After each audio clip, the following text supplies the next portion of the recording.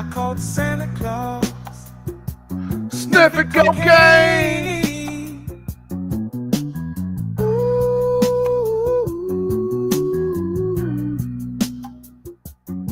I called Santa Claus, sniffing cocaine.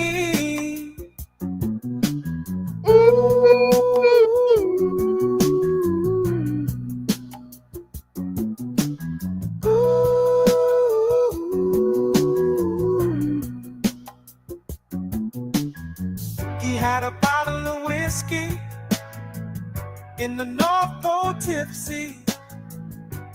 Party, party, Santa's having a party.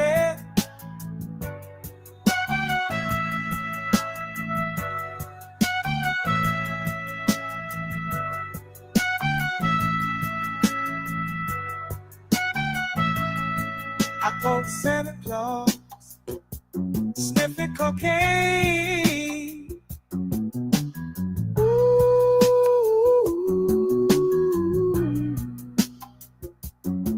I called Santa Claus, sniffing cocaine.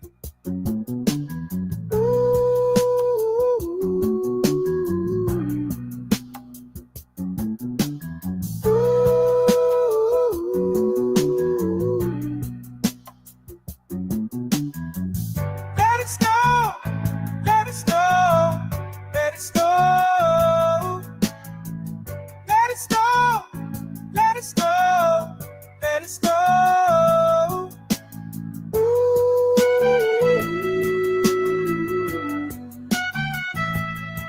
I called Santa Claus, sniffing cocaine.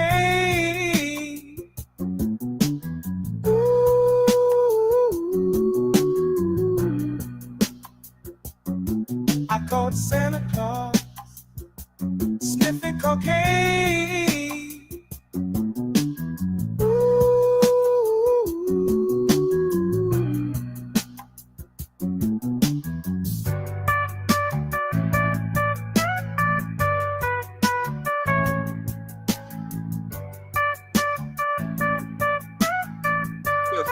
They ain't got it for you.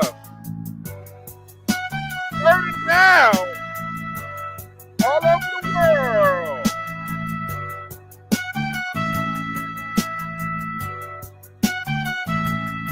I called Santa Claus, sniffing cocaine.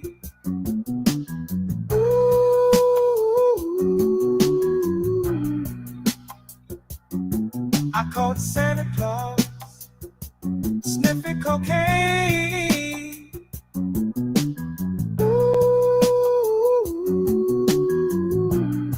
Oh, Santa Claus, y'all. Oh, shit.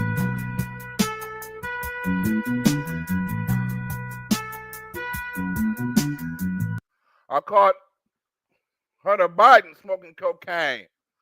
Smoking cocaine. Well, you're going to get some news that you haven't got on the other channels, you know what I'm saying, on a little different angle that I do on this. But first of all, you got to understand, your boy used to be a firefighter. Back in the days, I was a firefighter. I was actually in prison, but I was a firefighter. I was out there fighting them fires. So I know a little something about fires and why they do the things they do and stuff like that. But we finna get into the politics of these fires and stuff like that. Everybody talking about the fires in the homes and stuff like that.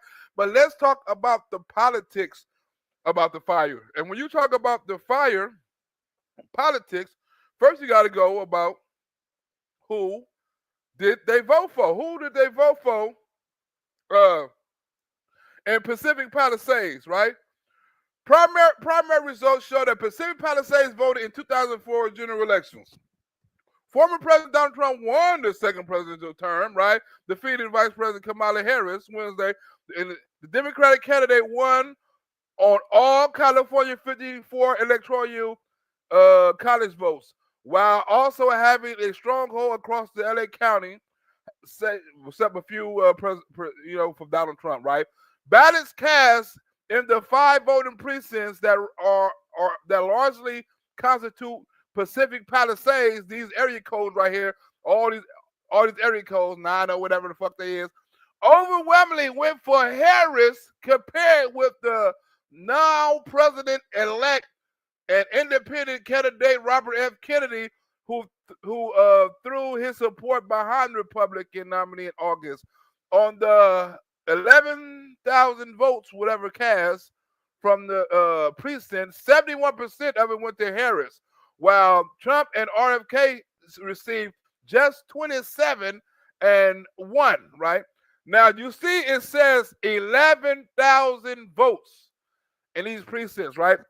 Precincts, right? 11,000 votes. Now, California have 11 million. No, my bad. Los Angeles have 11 million people in it, right? And out of the 11 million people, right, Pacific Palisades have a total of 11,000, 11, 12,000, give or take, right? These are people that voted, right? They probably got kids, people that can't vote or something. So we're going to boost this up to about 20,000 people in the Pacific Palisades area. Now, you see how they say, oh, the house is burning down. Before we get into the houses burning down and stuff like that, let's get into what type of people live in Pacific Palisades. Now, if you live in Pacific Palisades or you live in a city that's called Los Angeles, and you have a population of 11,000 people, or let's say 20,000 people, you must stay in an affluent neighborhood that got a little money, right? Just like Beverly Hills and, certain parts of the area, they got big houses and big communities and stuff like that. So the population is real low. So this is not really affecting all of Southern California, right? It's not really affecting lots of people in Los Angeles. Like, I didn't know it was a fire until somebody called me like, hey man, you safe? And I'm like, what you talking about? My nigga Sergeant Mo just called me sounding like the black dude on what you call that? On Malcolm in the Middle. He like, hey, is you all right? He sound like the black dude on Malcolm. I said, nigga, I'm supposed to be calling you, asking you all right. Nigga, what the hell you doing calling me? Right? But you got to understand that this is politics when you talk about anything dealing with California, dealing with fires, water, global economic warming, whatever you want to call it, right? You got to understand the politics behind it. And you want to ask yourself, what type of people stays in Pacific Palisades, right? That type of people stays in Pacific Palisades are actually celebrities, right? You got Mark Hamlin, you got Mandy Moore, you got James Woods, right? You got other stars. I forgot other stars stay out there. Tom Hanks, right? They filmed the Beach Boys out there, Surfing USA. It's a historical landmark, basically, right? They got a couple of celebrities out there, Tom Hanks Jr., things like that. So they got a couple of celebrities that stay out there in this affluent neighborhood, right? That got money and cash and all that. Now, most of these people that you see, now not most of the people, but I just read the thing, most of the people that vote in Pacific Palisades are liberal, right? 71% of them is liberal, and they are anti-Trump supporters, right? They don't like Trump by far. It's 71% liberal. Out there, most of the business is liberal. Got a lot of actors out there, a lot of business owners out there, and they are mostly anti-Trump. Now, if you was to go into certain neighborhoods and you was to consider some neighborhoods racist, right? Pacific Palisades would be one of them neighborhoods. Not to say that it's a racist by neighborhoods and a racist town. It's racist by default, right? Because a lot of people that stays up in there are people of white descent, right? And people who got money, right? And people who separate themselves from, the rest of Los Angeles. If I had money, I would stay in a place like that too. I'm not lying, right? But you got to understand when you stay at. I'm in the city. They more in like the forest, damn near, right?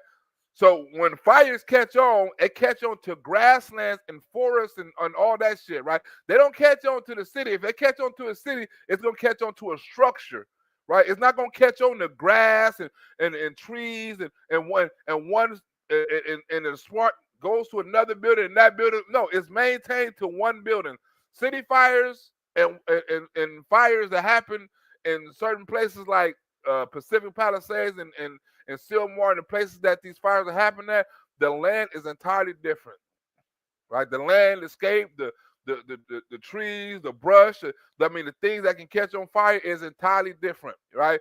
It would never happen out here. It would never, you can't see no whole block catch on fire. It's not going to happen in Los Angeles ever. You see one house burn down. You'll see, look, in LA, you'll see two houses, and you see one in the middle burnt down, and the fire don't touch neither one of the other houses, right? So this is mostly, concentrated among the rich, the liberal, and all these sons of bitches who voted for Kamala Harris, voted for Gavin Newsome, right? Voted for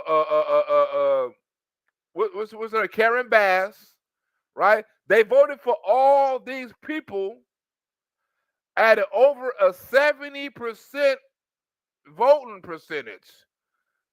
So, in other words, they are getting exactly what they asked for.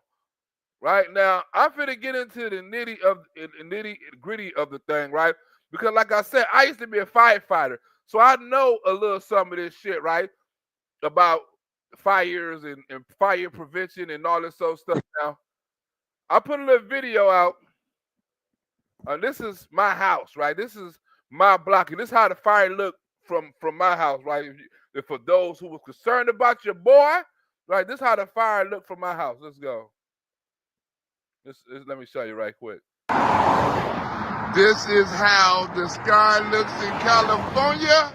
The fire ain't by my house, but this is how the sky looks in California, and them ain't clouds right there. Them is not clouds, baby. That is all smoke.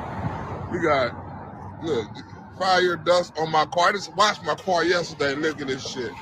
We got dust all on the shit. Fire dust. Fire dust. Fire dust. This is the only part that's clear. That's on the east side. That's where all the projects and all the bad niggas at over there. That's it. The fire is scared to go over there. The fire might get smoked over there. Crackheads will light that shit on fire. Crackheads will light a fire on fire. Ain't that a bitch? Look at this. Californians burning up. Look at my other car. Look at this. Look at this. All this damn ashes on my car. Look at this shit. Look at this. Gotta watch it. Gotta watch it. So, Scott. So the only thing that happens to people in the city, are cars got dirty. Everybody in LA got to get a car wash tomorrow. Everybody got ash on their car. I don't give a fuck where you parked at, what street you on, and nothing like that. And you see ashes falling through the sky all the time, right? Now, the thing about these fires is just like California, just like all these states and stuff down south got hurricane season, right? They got tornado season. We got fire season. Every year, when I was in fire camp, I was in fire camp for 2 years, and they get you prepared for fire season, because that's when you make your money at. You get $1 a day, right? You get fed good and all that. You get to travel and all that. That's when you get the chance to get out of prison, and you get to go, in the public, right? You get fed good, and people come out, and things like that, right? But you're in the fire. We're fighting fires, right? We're walking around, you know what I'm saying, in 100 and something degree weather with a backpack on and fire gear and thermals and boots and shit, hot as hell and stuff, with a shovel and all that stuff, right? You climbing up mountains and doing all kind of shit, right? And you're protecting houses and people property and stuff like that, right? And but it's the method to the madness, right? And while you in fire camp, they let you know a couple of things about why fires catch on, why forests and things catch on fire and stuff like that, right? So majority of the time in fire camp, lots of time we've done something called controlled burns, right? You go somewhere and you set the forest on fire and you let the shit burn, right? That kills all the fuel, all the things that can catch on fire, that can light a fire. You go ahead and you do a controlled burn. You just burn the shit. I think it's like every 10 years, you're supposed to burn the fucking forest. Burn the old leaves, burn the fuel, burn all that shit before burning. The controlled burn. The shit gonna grow back anyway. It's a forest. The shit gonna grow back. It's gonna grow back just as fine and green and all that shit as it is. But you burn the shit, right? Then you got your fire where they hire some people from penitentiaries to stand around the fire in case one of them embers go loose and the fire goes somewhere and sparks somewhere else. Then you have some people go out there and put out the fire before it goes out. But it's a controlled burn. And most of this was done with federal funding on federal land, right? You got federal land and you got state land, right? And the stuff that's burning right now is not on federal land. It's on state land. So it's a difference. You got a federal land, you got state land. This is a state problem because the state ain't doing what the fuck they're supposed to do to cure these houses. But the people voted for this shit and they're getting exactly what they wanted, right? Now, we finna get into that. Now, this is a scandal, right? Now, right, Donald Trump and Gavin Newsome had this session before. This happens, like I say, it happens every single year around this time, right? Every single time. And when we was doing fire prevention, right, and we was doing a controlled burn, we wasn't doing them in California. We was doing them in Arizona because my fire camp was in Arizona. So we was doing them in Arizona, right? We wasn't doing them in California. I don't know what the fuck they was doing in California, but we was doing it. We was putting out fires in California. We'd travel to California, but our camp was in Arizona. That's where we do the control burns and do all the other shit, you know what I'm saying? As far as fire maintenance and stuff, things that California should have been done and got the funding to do. So with no further ado, let's get into it because I know your people been worried about it. Let's get into why California is on fire. Let's go. What did the governor promise to do to stem wildfires when he first took office in 2019? Well, the state is already I want to just first level set and just thank everybody for the opportunity to come back and visit this site. I was here not too many months ago then with a candidate as Vice President Kamala Harris surveying the site a little bit later in September and trying to understand the magnitude of the Creek Fire. Some 375,000 acres later, 856 structures, fourth largest, most devastating fire in terms of size, scale, and scope in our state's history. This community has been disproportionately impacted. So I want to just acknowledge that, the intensity, the stress, and the challenge, not only that experience last September, but going through the experience at the same time we're trying to deal with the once-in-a-generation pandemic. Those are twin crises, the likes of which we hope we'll never have to go through again. And what did he actually do? Niggas always, Gavin Newsome and the Democrats always blaming shit on COVID, right? They blame the transportation on COVID. They blame medical on COVID. They blame money on COVID. They blame the economy on COVID. Everything the Democrats want to blame on COVID. But Gavin Newsom got a lot of money for wildfires and didn't do a damn thing with it. I had put out in January a proposal for the legislature to invest a record amount in our home hardening, our forest health, as well as fuel break and vegetation management efforts, $1 billion. So he entered office promising to tackle these priority fire prevention projects.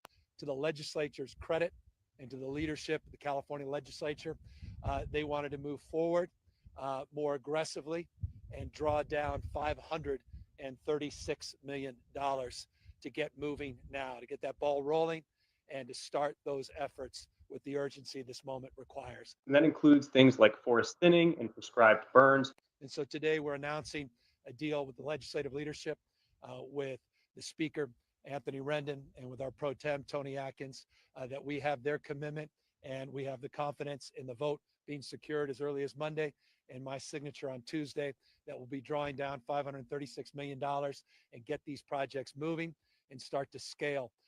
So we're prepared for this upcoming wildfire season. He said that these projects treated 90,000 acres. Up here in Napa County, and we just had an opportunity to update the public on the amount of acres that have burned so far this year. But our reporting found that state data shows less than 12,000 acres were actually done. And that's just a fraction of what he claimed. Wildfire season is still here. There's no season in the state. $2.8 billion have been invested, unprecedented investments in forest management, vegetation management, unprecedented investments in new firefighter personnel, unprecedented investments in our aerial support. And it paid off this year. Yeah, in fact, your investigation found that Newsome overstated how many acres were treated with fuel breaks and prescribed burns by 690%. 362,000 acres compared to last year, over 2.5 million acres. The year prior, 4.3 million acres. So we had repeated requests for interview with the governor, but they were all declined. We did get to speak to CAL FIRE Chief Tom Porter, however. He told us that while the scope of the original project was 90,000, he said that they whittled it down over time, and that was the work they were able to get done.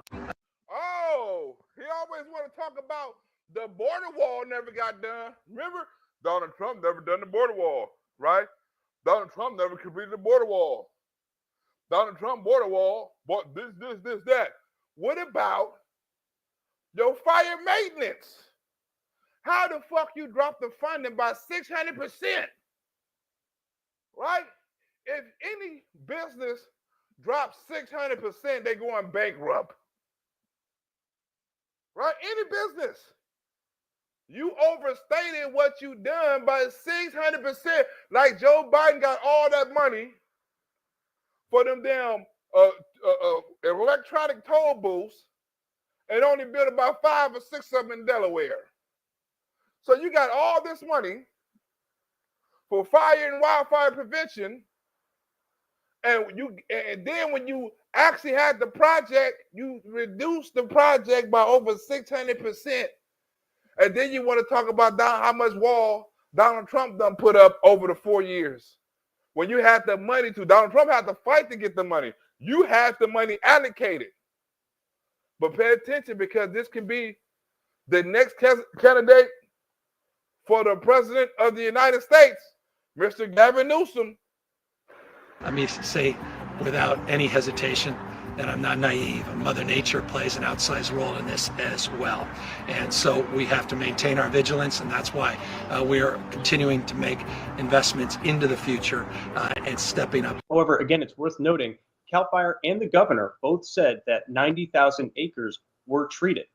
And so we are holding them accountable to those claims. Governor Newsome first took office shortly after the Camp Fire and the destruction of Paradise. Wildfires were at the forefront of everyone's minds.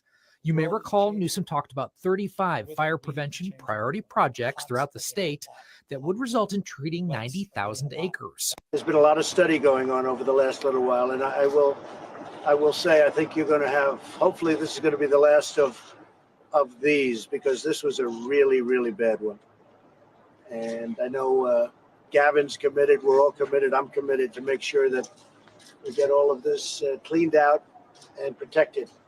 But according to the Cap Radio report, the actual area treated was just 11,399 acres. We've got to take care of the floors, the floors of the forests, very important. Separate from... Donald Trump was telling this dude what to do years ago. Take care of the floor. The floors are very important. Let's do this, because I hope this doesn't happen again. Every year, it gets worse and worse because they do nothing and nothing. So every year it's getting worse. It worse when I was in fire camp, they're like, man, this is the worst one ever. This is the worst fire season ever. And that was over 10 years ago. And all of them I've been hearing since then, oh, it's the worst, it's the worst, it's the worst. All of them get worse because all of them spread to different parts of the wildland or the grassland that hasn't been burned yet, that hasn't been cured yet. So all them people that's living up in them hills and they haven't done no control fire or cured them or cured that brush, guess what? They're sitting on ignition. They're sitting on fuel. That shit gonna light up. As soon as somebody do a spark or anything, the whole neighborhood is gone. Why you think you never hear about how the fire actually started, right? You hear about all these fires, but you never hear about how they started, right? I can get into how they started in a little while, but you never hear about it. But Donald Trump said you should have cured your shit. Gavin Newsom, this is on you, and this was years ago. Think about it, years. The 90,000-acre project. They also say CAL FIRE treated 64,000 acres in Newsom's first year, 2019, but only 32,000 acres in 2020, a 50% decrease. You look at other countries where they do it differently, and it's a whole different story. Additionally, in 2019, the state spent $355 million on wildfire prevention, but in 2020, during the pandemic, Newsom cut that to $203 million, a decrease of more than 40%.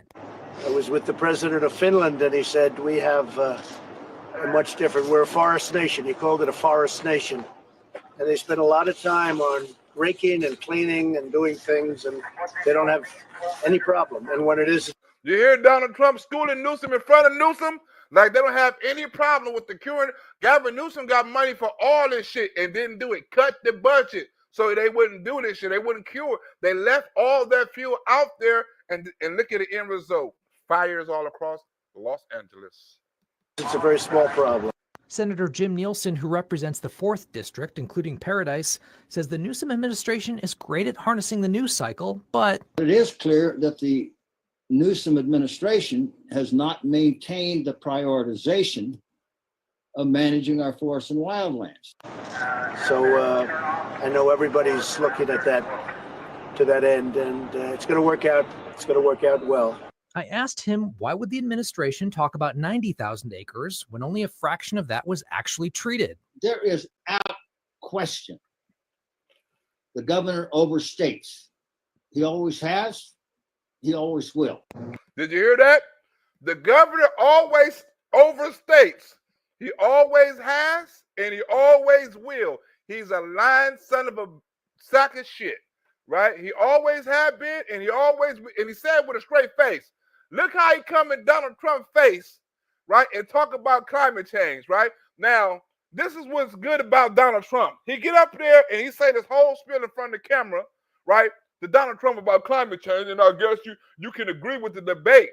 Donald Trump like, yeah, I can agree with your debate, right? I can agree, but with the debate, but don't mean I agree with your opinion, right? You believe in climate change, and I don't believe in none of that shit. It's two different opinions, right? Climate change, you blame it on climate change, and I'm blaming it on poor management. It's two different opinions, so we can have that debate. You debate climate change, and I debate poor forest management, because I got my facts, and evidently I guess you got yours. So let's debate. But Democrats don't want to do that. That's why he want to have a little show in front of the cameras. We can agree to disagree, and I appreciate your frame on the politics of this. But let me just acknowledge two things briefly, and I'll turn it back to you. There's no question when you look past this decade and looking past almost 1,000+ years that we have not done justice on our forest management. Multiple people have called out the report's conclusions, saying it misses the nuance and difference between project area and treated area. Project area and treated area, right? So project area is the area you're supposed to work on, and the treated area is the area that's already treated, right? It may be burned down. It may already have a controlled burn, you know what I'm saying, or something like that, right? But it's already treated. Treated don't mean you actually treated. Treated mean that it don't need to be cured. It don't need to be turned over. It's not any fuel anymore. So that means it's treated already. It could have already been burned. Don't mean they done it. Now, project is something that they're supposed to do. Right? We have a project to do this, to do that. That's a project. They're trying to fuck up the people with semantics. But you can't get me because I'm a firefighter, damn it. saying 90,000 acres were in fact protected. I don't think anyone disputes that. I want to acknowledge we have our U.S. Forest representative here. The state of California, your administration just entered into a first of its type commitment over the next 20 years to double our vegetation management and forest management. Right. I want to thank you for supporting that. To double it. Did you hear Donald Trump say he doubled it? But Gavin Newsom done what? He sued him, right, to cut it so he can spend the money somewhere else.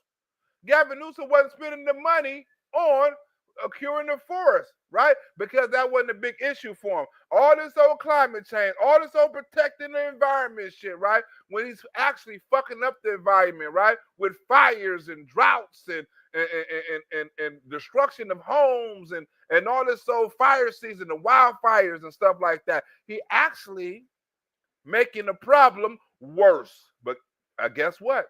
This is what they voted for. 71% of people living in Pacific Palisades voted for the governor and the mayor. But we finna get into the corruption. We ain't got into the corruption yet. Hold on. We ain't got into the corruption, right?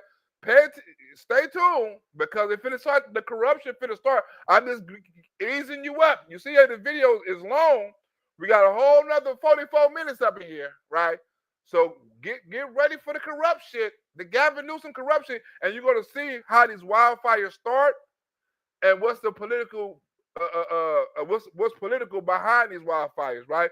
Do anybody know in the chat, right, how most of these wildfires actually start, right? Do anybody know how these actual wildfires start, right? Most of these wildfires that happen in the forests, that happen in these communities, do you know how these fires start? Like I said, I've been to fire camp, so I know how these fires start. You know how they can fire where the fire started, right? How they can track the fire starting point down. Power lines, woo, fitting off Floyd. Power lines is right. Let me see if somebody get on the other channel, on the Black Rosebud channel, right? I heard arson. Arson, Jerry Dupree, not really, right? You can say arson, but it's some people as simple as throwing out a cigarette butt, right? A spark of weeds not been treated, and they overheating because how it get wet and they get dry and they become fuel, right? And a leaf can get real hot and spark, or you can throw something out the window. Somebody, it's real easy. Somebody can be barbecuing and one of them ambers get somewhere and light some shit on fire, and boom, the whole neighborhood gone. A $1 cigarette can cause over $1 billion worth of damage, and it's been done before, right? They done shit, you know what I'm saying, right? Or lightning, yeah, you're right about that, Charlie George. Lightning also. Lightning strikes a lot of power lines, and it strikes a lot of that dry bush too. You know what I'm saying? I forgot about that lightning. It'll light some shit up, right? They got lightning storms in certain part of California, but that's not in really Southern California, right? That's really up Northern California. We have the lightning strikes and stuff like that, you know, close by the border by Oregon and stuff like that. That's when we had the lightning strikes, when we had to go put out the fires for lightning strikes. But down here, it's mostly power lines, arson, or shit that's happened by supposedly accident, right? That's what happens down here. So you're right about that. Let's get into it. That effort, funding that effort, we acknowledge our role and responsibility to do more in that space. President Trump and Gavin Newsom have an ongoing dispute over climate change plays in the fires we're seeing here. Well, I think this is more of a management situation. And final point. See, Donald Trump thinks it's a management situation, and Gavin Newsom think it's a climate change situation, right? It's global warming, or cooling, whatever it is this year. Well, I think this is more of a management situation. And final point, I'd be negligent, and this is not, and we've known each other too long, and as you suggest, the working relationship I value. We obviously feel very strongly that the hots are getting hotter, the dries are getting drier. When we're having heat domes, the likes of which we've never seen in our history, the hottest August ever in the history of the state, the ferocity of these fires, the drought, 5+ years, losing 163 million trees to that drought, something's happened to the plumbing of the world. If you look at other Now, when you say a drought, most of them droughts, right, and most of them trees lost is in Southern California, right? Because if you go up to Northern California, you know, Frisco and stuff like that, right? Frisco and Frisco and Northern California, it rains a lot, it snows a lot in certain parts of California, so you get lots of water and lots of ice and melted stuff like that in Northern California. But the water management is so fucked up in California, most of that water is ran off into the ocean and not ran into Southern California or other places that can use the water, right? Which makes perfect sense. They just basically throw the shit away. Like, then they holler, oh, it's a drought, it's a drought, it's a drought. Well, if you didn't throw all the damn water away, it wouldn't be a drought, stupid. countries, you go to other countries in Europe, Austria and Finland and numerous countries, and I talk to the heads, they're forest nations, they're in forests, and they don't have problems like this. And we come from a perspective, humbly, where we submit the science is in and observed evidence is self-evident that climate change is real, and that is exacerbating this. They have very explosive trees, but they don't have problems like this. So I view that as number one. That's something we can do something about quickly. And so I think there's an area of at least commonality on vegetation, forest management, but please respect, and I know you do, the difference of opinion out here as it relates to this fundamental issue on the issue of climate change. Absolutely. Absolutely. Absolutely. I respect it. I respect your debate or respect your opinion, but that don't mean I agree with it. You heard Donald Trump? Absolutely. I ain't come here to argue. Absolutely. But Donald Trump destroy his ass in the press. When you get into climate change, well, is India going to change its ways? And is China going to change its ways? And Russia? Is Russia going to change its ways? I am super inspired. She took time out of her... Right. But look who's going to change their ways. Think about this, right? I want you to think about this. In California, right, it's a shortage of firefighters, right? It's a shortage of police officers. It's a shortage of everybody because of diversity, equity, and inclusion, right? So a lot of people are not being able to join the fire department, police department, or certain organizations because they fit a certain category of being white, right? Now, in California, they have equity, diversity, equity, and inclusion fire chief. They want that, Democrats are all about equity and diversity and inclusion, right? Now, when some shit like this happens and you don't have the best qualified running the department, you see what happens. Because they more worried about equity and inclusion than they worried about forest management, right? And stopping these fires from starting, right? And not worrying about after they happen, so all the money that's lost and all the money that you got to give back to all these millionaires and billionaires with all these insurance and shit, right? These 11,000 to 20,000 people that live in this rich-ass neighborhood, right? But you don't want to worry about that, right? Because the money goes elsewhere. They don't really care. And all these celebrities, they don't really care about the shit until their house burned down. All them rich people in Pacific Palisades and shit like that, they don't really care about the economy, and they don't really care about none of the forest and nature until their house burned down. And then they want to run around, the nature and the houses and all this other shit, but you wasn't worried about none of this shit. You wasn't worried about the vegetation. You weren't worried about keeping your house procured, treated, none of that shit. But now when your house burned down, you want to cry. You knew the options. You knew why you couldn't get insurance in there because they knew that it was vulnerable and these houses can catch on fire. That's why you really can't get insurance in places like this. They won't let you. Russia going to change its ways?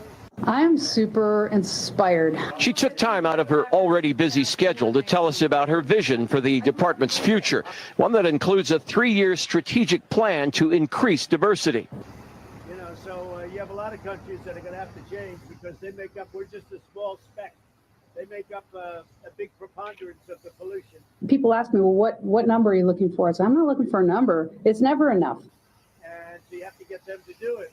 And nobody ever talks about that. Out of 3,300 city firefighters, only 115 are women right now. She's already looking at ways to change that. You like that, right? Look at him. You like, I like you. She's quick to point out that doing so has a greater purpose, attracting the best and brightest for the job. The best and the brightest for the job. Think about it. They say we want to attract the best and the brightest for the job, but we want to go with diversity, equity, and inclusion. So when shit like this happens, we're not prepared. Owned by the federal government. What is the plan to do something? Say it. Say it. The plan with the government. The plan. Well, we would help them with respect to forest management, and we'll, work along with them, and we already are. We've done large sections of land owned by the federal government. They feel included, they feel valued, and they feel part of a cohesive team. And, forest management is not only the leaves that have been sitting there for many years that are dry as a bone, but they're also the trees that go over. The chief also checks another box when it comes to inclusivity and diversity at this department. She's a proud member of the LGBTQ community. Whoa! She's a proud member of the LGBT community. That goes to show, right? That goes to show she's a part of the. No wonder she got the job. She's not the best qualified. She's the Kamala Harris. Diversity, equity, and inclusion. Right? Now think about it. Diversity, equity, and she's a woman and she's gay. We have to put her at the head of the fire department so we look like we in diversity, equity, and inclusion, right? Protocol. We have to do it. Right? Put a judge in that's unqualified, a vice president that's unqualified, all kind of police chiefs that's unqualified, DOJ unqualified, a Secret Service unqualified, right? You got motherfucking flying planes that's unqualified. Now you got fire chiefs that's unqualified because of diversity, equity, and inclusion. Anytime, anything over 18 months, that is like a matchstick. It's absolutely like a matchstick. That just kind of opens the door of people that thought, wow, I didn't even know that was an opportunity for me. And the standing trees, as you know, they're taking in water, they're wet, and they're much harder to catch. We are hosting our new employee orientation, and our focus is to teach our new employees for them to understand. You see that? We want to teach our employees that if your ass is black, you can jump in front of the line. If your ass is an immigrant, you can jump in front of the line, right? Why is it everybody get to jump in front of the line? If you're gay, you can jump in front of the line, right? Different programs, right? That cancels out white people, that cancels out conservatives or certain, you know what I'm saying? And some even cancel out American citizens. Right? We can't get no free bus rides or train rides or free motel rooms, but the immigrants can. Right? A lot of white people can't get no diversity, equity, inclusion, but a lot of gay people, black people, and Hispanics and Asians can. Right? White people can't jump in the line for shit, in front of the line for shit. You at the back of the line if you're white. You have to back into the. Remember, we was in the back of the bus. Now your ass is in the back of the bus. Equity, diversity, inclusion. White people, get your ass to the back of the bus because my black past and my past pain and my history says that I am the oppressor, and you supposed to make up to me, and you supposed to cater to my needs and my emotions. So you sit your white ass in the back and let me sit my black ass in the front. Let's go. Cultural competency, identify implicit and unconscious bias, and be aware of the importance of us having a diverse and inclusive workforce. So they have to do forest management. They also have to do cuts, 50-yard cuts, so that if you have a section that goes, it's not going to take the whole, 100,000 acres. So you do cuts, and you can do them in ways that look actually very good. But you have to be able to do them. Diversity is important because the different people bring different lenses to their job, and those different ideas, those different lenses are important to have the best practices for our industry. So, we'll be talking about that. It's very important. The management is very important. That's why you always have them here. When you think of it, you see it in Europe, it doesn't happen because they manage, well, it doesn't happen much. I'll have to be exact with you people, you understand that. But it doesn't happen much because they manage their forests, and they manage them brilliantly, and they've been doing that for many years. Other places it doesn't happen where they manage their forests, and it should happen here. And they've done something, and I will tell you, federal government is now starting to do it in a very big way, but the state has to really do that. That includes the state of Washington, that includes Oregon. Right, because that's where all the forest fires start at. Washington, Oregon, and California, right? You heard what he said. They got to start doing it. They got to start curing their shit. They got to start doing it. Donald Trump knows what he's talking about. Other countries do it. California don't. He knows what he's talking about. But the Democrats still don't do it. They're still not listening. They still don't want to fund the money. They still got these diversity, equity, inclusion programs that's not hiring real firefighters to do the job. And I'm going to tell you something in a minute. I graduated North Hollywood High with a 1.7 GPA. I could not find a job. I walked to a fire station in North Hollywood. I was 19. I was living in the garage of my family home. My mom was on welfare and food stamps. And I said, can I get a job as a fireman? And they said, no, because you're not Black, Hispanic, or a woman. You've seen what happened. You've talked about the forest fires. Now we're permitting and cleaning up these forests so it will reduce the threat of forest fire as well as creating jobs in these communities. We'll see in about 7 years. And I went to a construction site and dug ditches and picked up garbage for the next 7 years. I got a letter in the mail sent to my father's house saying, your time has come to do the written exam for the LA Fire Department. I took it. And I was standing in line, and I had a young woman of color standing behind me in line. And I said, just out of curiosity, when did you sign up to become a fireman? Because I did it, or a person, 7 years ago. And she said, Wednesday. That is an example of my white privilege. Shots fired. White privilege. White privilege. You have to wait 7 years for somebody who had to wait till Wednesday. Compare that. Right, and then you worry about why so many shortages in the police and the fire department and stuff like that, because diversity, equity, inclusion. It's not the best qualified. It's the best who got the qualifications. Black, gay, or immigrant or something like that. You got the qualifications. Hell, you can go, right? But shots fired. Donald Trump and Gavin Newsom was actually fighting. Remember, they was all cool. Donald Trump was cool at first. Donald Trump was like, I'm cool. But now Donald Trump, after Gavin Newsom got the funding, didn't do shit with it, and all these wildfires continually happen under Donald Trump watch, Donald Trump couldn't take it no more, and he lashed out. Fired on Twitter Sunday as that is an example of my white privilege. shots fired on Twitter Sunday as President Donald Trump blames Governor Gavin Newsom for the number of wildfires that California has seen this year. We're all to do that in California, by the way. Yes, sir. California's a mess. We're giving billions and billions of dollars for forest fires in California. There's no reason for those fires to be like they are. Huh? He said California is a mess. Think about this. This was in his first presidency. Joe Biden done the whole 4 years, and it was the worst last year. If you don't remember, it was the worst the year before that, right? It was always the worst, right? Remember, when Donald Trump was in office, they broke a record for number of forest fires. They broke a record. They broke that record a couple of times after that. This is going to be another record. Every year, it's another record. Why? Because they're not maintaining the forests. Sunday, President Trump said on Twitter, the governor of California, Gavin Newsom, has done a terrible job of forest management. I told him from the first day we met that he must clean his forest floors regardless of what his boss is.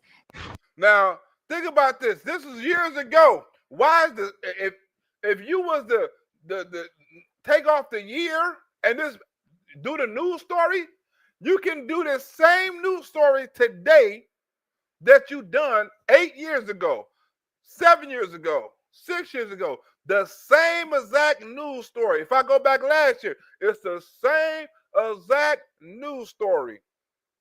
We get hit with our earthquakes ain't shit, but our wildfires is a motherfucker. Billions of dollars every year. Every single year, right? For the last, I don't know how many. They still ain't done nothing about it. Think about it. All this money California got, and you can't prevent wildfires from happening by cleaning the damn brush, by doing controlled burns and curing the damn fuel. All this money? Come on, man. Donald Trump mad.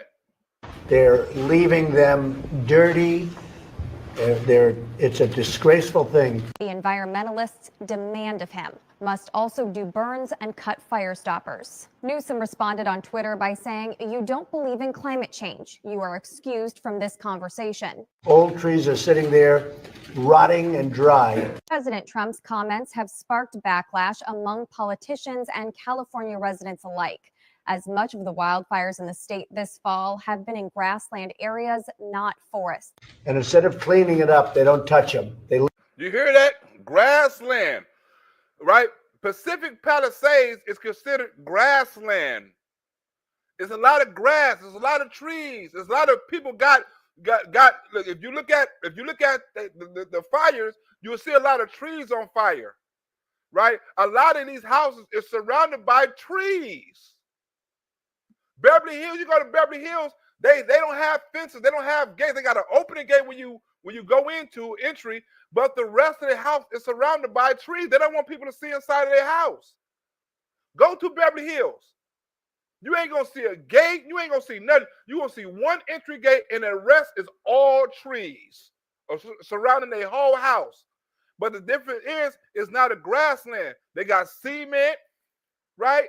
They got cement, they got concrete, they got streets, right? Pacific Palisades got a lot of dirt roads, got a lot of trees, got a lot of grassland. That's why it's not a highly populated area. The houses close together, but they still have a lot of fuel out there because they have a lot of grassland. And grassland is on what state and city property? Grassland areas, not forests. And instead of cleaning it up, they don't touch them. They leave them. And we end up with these massive fires that we're paying hundreds of billions of dollars to fix. And the destruction is incredible. In a statement, Governor Newsome said, "We're successfully waging war against thousands of fires started across the state in the last few weeks due to extreme weather created by climate change, while Trump is conducting a full-on assault against the antidotes." So I think California ought to get their act together and clean up their forests and manage their forests because it's disgraceful. And this is not the first time the president has commented on wildfires in California. Just last year, he threatened to cut federal funding too.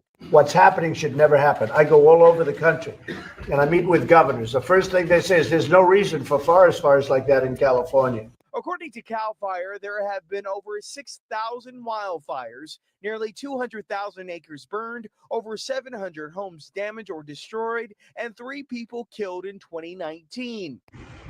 So I say to the governor or whoever's going to be the governor of California, you better get your act together. The biggest fire so far, the Kincaid fire in Sonoma County.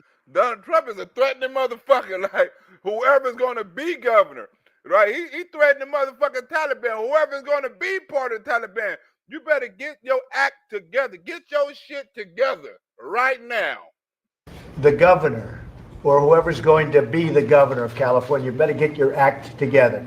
The biggest fire so far, the Kincaid fire in Sonoma County that has burned over 77 acres and is nearly 80% contained. California, we're just not going to continue to pay the kind of money that we're paying because of fire.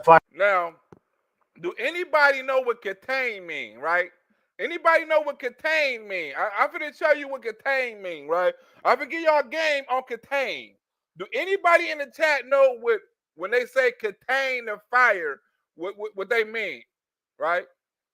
Oh, it's 30% contained. It's 20% contained, right? Is 80% contained. Do anybody know what contain mean? Let me see the chat. Let do know what contain mean up in the chat, right? John Rader, do you know what contain is? I know Fentanyl Floyd, you got the first one off the bat. What about you, BK? Isles Payne, you, Jerry Norris? Huh? Country. What about you? Who know it? What in the hell do containment keep it from spreading? Yeah. But it's about how they keep it from spreading, right? Like a wild animal contain. Hell no, I'm a wild animal. I'm a wild animal, right? Managing the fire. No, not managing fire, sir, for you close.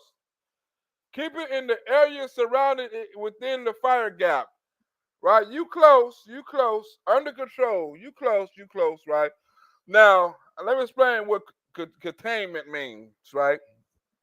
It's not about the fire, right? You can see everything on fire, and they can say, well, it's 80% contained, right? Or you can see nothing on fire, right? And they can say it's 20% contained, right? Contained means, right, when we went out there, they said you have to contain the fire. So what we done is we dug holes around the fire so the fire wouldn't jump, right? So when you contain the fire, all you do is build containment of fire around the fire so it won't jump. Now, the fire is so big, right? They can't contain it because they can't draw a line and start digging a fire line because it keep on spreading, right? It keep on jumping. They call it jumping the line, right? So what they're trying to do is they're trying to get ahead of it. They're trying to find a starting point to get ahead of it to start a containment, right? And people start digging around a certain area so the fire won't jump, right? And they have people in the back of the area just in case the fire jump, and they'll be able to put it out. But the containment is the line that they draw around the fire to keep the fire in containment, because they have no way to contain it because it's always going to jump. So what they do is they get people like us to dig ditches, you know what I'm saying, and get bean bags and stuff like that, and stack the bean bags in the trenches and stuff like that, you know what I'm saying, and stuff like that. So because the fire cuts through the grass, right? And if you cut the grass, the fire has nowhere to jump because it got to go into the hole, so it can't jump. The only embers can jump. It can't spread. So they have no way to contain the fire from jumping, right? And and think about this: while we out in the forest, there's no water, there's no fire hydrant, right? Where you can hook up to the fire hydrant and say, psh, like in the city. There's none of that. There's airdrops and there's containments, right? When we walk going on the mountains and on the hills and stuff, and the fire way at the top, and you got to climb mountains and all that shit to even get to the fire, you don't have no fire hose or any of that, right? The only thing that's going to protect you from the fire is what they call, I forgot, a drop sheet, right? Is when the fire coming, you have 30 seconds, right, to wrap yourself in the bag, get on the ground, right, and hold it to the ground and keep the oxygen and the fire from coming up under the thing and burning you. It's supposed to be a fireproof thing because the fire comes through and it comes through fast, right? It comes through so fucking fast, like damn near 50 to 60 miles per hour. It sounds like a fucking truck coming because all you hear is, and it's the scariest shit in the world, right? And especially we had a DEI hire when I switched units, right? My first one was a real captain. He didn't give a fuck. He didn't put his crew in harm's way. We took a lot of breaks. He knew what to do. He was working on the thing. But then we had a new hire. He didn't know what the fuck to do, and he almost got us killed. We was on the mountain, and we knew what to do. This son of a bitch didn't. We said, look, man, that fire is coming over here because the fire goes with the wind, right? It goes wherever the wind goes. And sometimes when you got a certain kind of wind, it goes in all kinds of directions. So the fire coming to us, and we know because the west way the wind is blowing. But this son of a bitch don't know it. He got us on top of a mountain where there's no fucking escape or anything. So we hear the fire coming, and we telling this, we can't just automatically go, but we telling the son of a bitch we have to leave the spot because the fire is for the fucking come. You know what I'm saying? So at the last minute, he finally agreed with us and got us off the mountain, right? And about 2 minutes later, the whole fucking mountain thing was wiped out off. That could have been us. 2 weeks later, some people died in Seattle from the same thing. You know what I'm saying? And these was real firefighters, and we were just motherfuckers in prison. And these were real firefighters who died in Seattle from the same fire, right? But the fire is some of the scariest shit you ever want to hear, because if it surrounds you, you're fucked, right? So you have to stay ahead of it, right? And they teach you that you have to stay ahead of the fire, you know, because you get caught behind the fire, you're fucked, because you can't outrun the fire, you know, and it's gonna come and it's gonna burn everything fast, because all it is fuel. It's gonna just burn everything less than 10 seconds. Right? Unless it catch them to a house or something like that. But the brush and all that shit, it's gonna just that's why it sounds like a fucking truck. Trees and shit falling and stuff. You know, oh my God, it's like that fire shit it's some of the scariest shit you ever want to hear. And especially if you see a fire coming your way. I don't know if anybody ever been in the fire program or fire camp or some shit like that, and you see the fire coming towards you. And you see trees coming down, and you see fucking like shit just bam, and you hear it, you like, whoa, what the fuck? And somebody telling you, hey, stay there, stay cool. You know what I'm saying? Don't move, the fire finna go. Like when people know what they're doing, you're like, okay.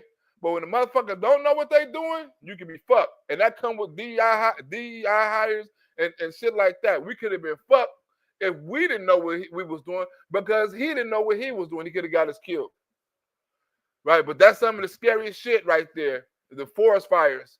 And there's a lot of people that's in prison. There's a lot of people that's in fire camps. There's a lot of people that's not in fire camps. There's a lot of people that's on call and stuff like that, that's fighting the fires. And I know that shit is dangerous. I pray for all of them safety and shit like that, because like I say, I know how dangerous this is. I know how much safety they got. And I know it ain't no water out there. It ain't no water. No water. You don't see nobody with no water hose, no fire truck. You don't see no water, no fire trucks, no nothing and none of this shit. They are gone. That's why they can't contain it. They just let the shit burn. You don't see nobody putting out no houses and no shit like that. They'll do an airdrop. But ain't nobody they can't put out the house. They gotta let it burn. Just let the shit burn. If it catch on to another house, oh well, they try to stop it, you know what I'm saying, by curing the other house and shit like that, or spraying the other house, or stopping from embers from falling. That's how they save the house. But they can't really stop no other house. If it catch on fire, they don't have the water to stop it. They don't have the water to put it out. If a bedroom catch on hot fire, it's gone. If a little amber, a little something, they can get the little fire extinguisher, they can save your house. And wait till the other house burn down, where the fires and embers don't go to your house, right? And that's the only way they can save it. But it could spark up later on and then blow your house up, right? But it's about the embers. That shit can kill. That shit can spark back up. Let's go. Fires that should never be to the extent. California's burning crisis costs all of us. To solve it, we have to master the three core elements: fire, power, money. It's just kind of what they voted for. 50 years, 49 for me, of being born and raised in the Palisades. Hardworking family. Everyone who lives in the Palisades is there because they love the Palisades. They were telling me in a couple of states, I won't even mention their name, it's like a flash. Some grass will burn. It'll be over in minutes. They'll lose 2 acres, 3 acres at the most. They won't even lose that. And for someone to be in charge of my town. Look, we got our mayor, Karen Bass. He's on the inauguration for the president of Kenya, right? But look at this. You see all this brush? You see all these dry trees? These trees are dry. You don't even see no leaves on them. This is fuel. All these are by the house. This is fuel. Look at this dry ass tree right here. All this is fuel. You see how big these houses is and how they're separated, right? No streets and none of this shit. All that shit in the background is fuel. All that, everything back there is it ignites fast. Look at all these dead brush. Look at all these dead trees that ain't been took down. All that shit is fuel. Lightning hit it, right? A lightning pole fall down and burn it up, anything like that. Cigarette, light, anything is gone. It's dry wood. No leaves even on the damn tree, right? That's not, the fire haven't even touched it yet. Wait till the fire touch this shit. All of it's gone. That's why the house gone. Where were you? You're certainly Where were you when the decisions should have been made questions on how to get in and out of places? Look, the mayor ain't nowhere around, right? One of the most important parts, and she knows fire season happens every year. Right when she knew fire season was going to happen, she took her ass to Africa while the whole fucking city is on fire. Fire season was going to happen. She had no plan, right? She had no strategy, right? She's had no resources or any of that. She's in Kenya. And everyone knows, including people in prison, know when fire season is. And here we are with thousands of acres and billions of dollars every year. It's the same thing every year. When the fire, I wish she were sitting across from me to answer these questions. She's not. And they don't want to clean up their forests because they have environmental problems in cleaning it up. It should be the opposite, because you're going to lose your forest. You'll lose it. They're talking about fish. They want to save the fish. The Indian want to save some type of fish, and they were talking about some kind of fish swimming up. They want to talk about environmental problems. That's why they don't want to do the water shit and cure the fucking forests. And so I don't have an answer for you what my emotional toll is today, because I can tell you what the weather patterns are. Your meteorologist can tell you. If you live here and you run a city, figure it out. But it's everyone knows when the San Gabriel, they got different kind of winds, right? That comes with fire season because it carries the wind, right? Because it goes all kind of crazy direction and it picks up at high speeds, right? Everyone knows the weather when it's about to be fire season, because if you're into that type of stuff, you're already speaking up. Oh, fire season come up. Most people in these communities know fire season can come up, and they still don't protect their houses. That's why every year one of these communities burn. Costing our country hundreds of billions of dollars because of incompetence in California. If you want to be the mayor of a city like Los Angeles, you're in charge of some really important things, and you just let it go. So the people, I'm speaking now for the people of California, they don't want to see this happen. They're getting destroyed, and it's hurting our budgets, it's hurting our country, and they just better get their act together. I'm sorry, go ahead.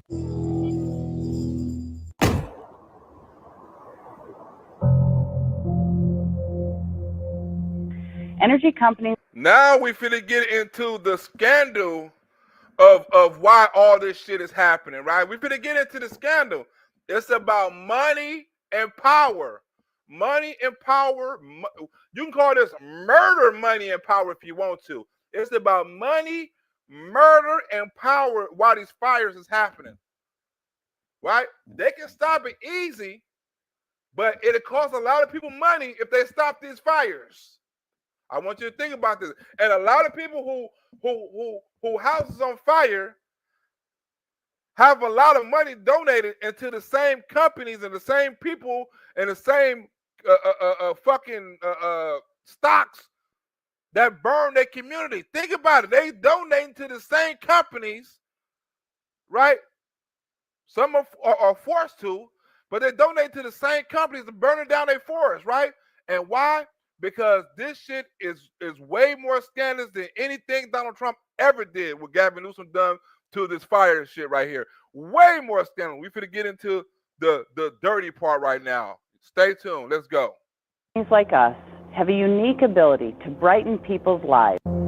Energy companies like us have a unique ability to brighten people's lives. literally and figuratively. The voice of PG&E, right? Energy companies, right? They got a lot to invest, right? 'Cause remember all the solar power and all this other stuff. Energy, especially in California. Energy. PG&E, as we know it, may or may not be able to figure this out. If they cannot, we are not going to sit around and be passive. What about PG&E, right? Governor Newsome say if PG&E and the people can't figure out the lawsuit, they're going to step in and they're going to figure it out. They're going to be a dictator. They're going to step in and say, we're going to figure this out for you if you can't figure it out. And guess who we're going to figure it out for? Guess who giving him the money? No other than PG&E. preferred dividends? Thank you for the question. The institutional investors want to make money no matter what. Fire, global warming, get out of the way. Where's my money? Governor Gavin Newsom says he is not happy at how slowly PG&E's bankruptcy case is going, so he is going to try and broker a deal to end it. We're very aware of the importance of dividends to utility investors like yourself. PG&E sells power, but its main product is the dividend.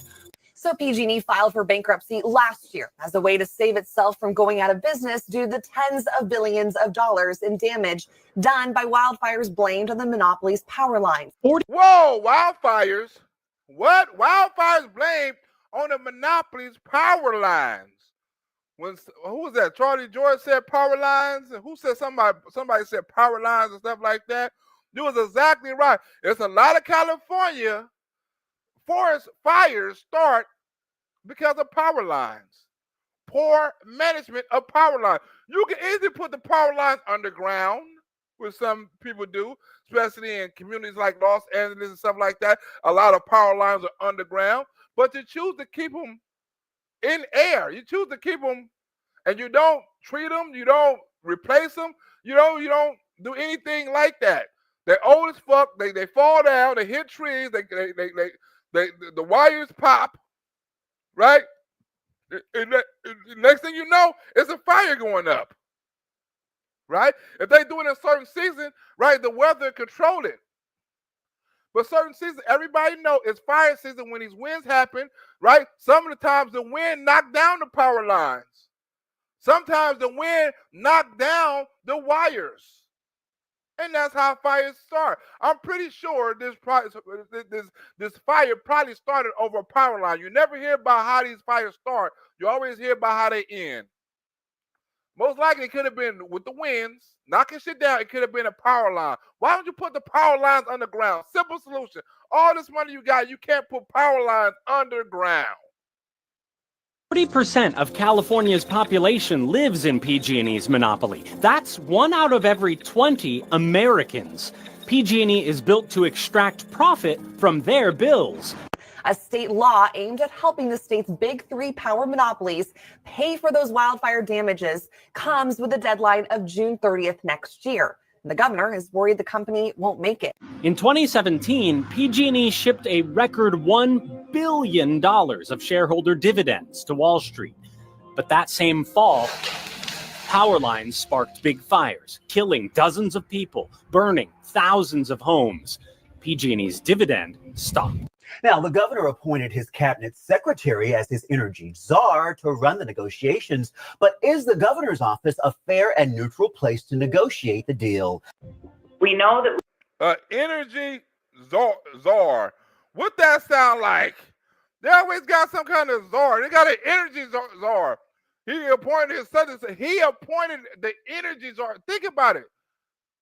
I want you to pay attention. He appointed the energy czar to figure out the solution on the fucking case of the bankruptcy for PG and the fucking victims.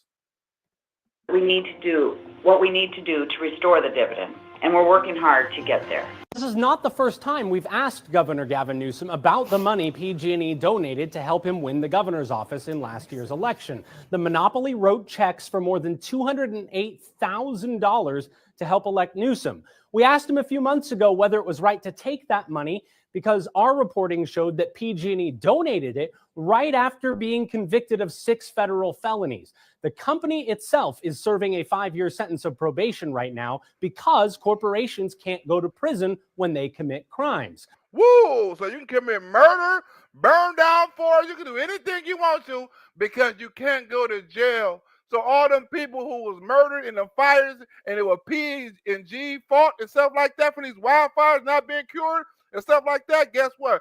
Governor Newsome don't hold no responsibility and P&G evidently don't either. PG&E shareholders want to restore profits. As a father and a husband, Zach McCloud's life can't be restored. While some politicians like Bay Area Congressman and fellow Democrat Ro Khanna are saying enough is enough and that the state should just take PG&E's monopoly away, Newsome solutions all start with the idea that PG&E should stay in charge of its monopoly. So we have lots of memories and pictures, but it's not the same as having them here. 2 years after PG&E burned down Paradise, another fire blamed on PG&E power lines blackened this forest. By a bend in the dirt road leading to the McCloud's house sits a memorial to mother and child. So I asked the governor about the ethics of trying to take the lead now on the company's future. Governor, you mentioned all the parties that have an interest in the outcome of this bankruptcy proceeding, and your office is now planning to insert itself as the broker to get us out of it. How can you assure those people, including the fire victims, that your office can act neutrally, considering that PG&E donated more than $208,000 to help you get elected? Because there's no, I know this is a mantra, and I don't know how many times I've answered this question. I would encourage you to go back to all my previous answers. You see how some of the trees are burned and some of the grass is not, right?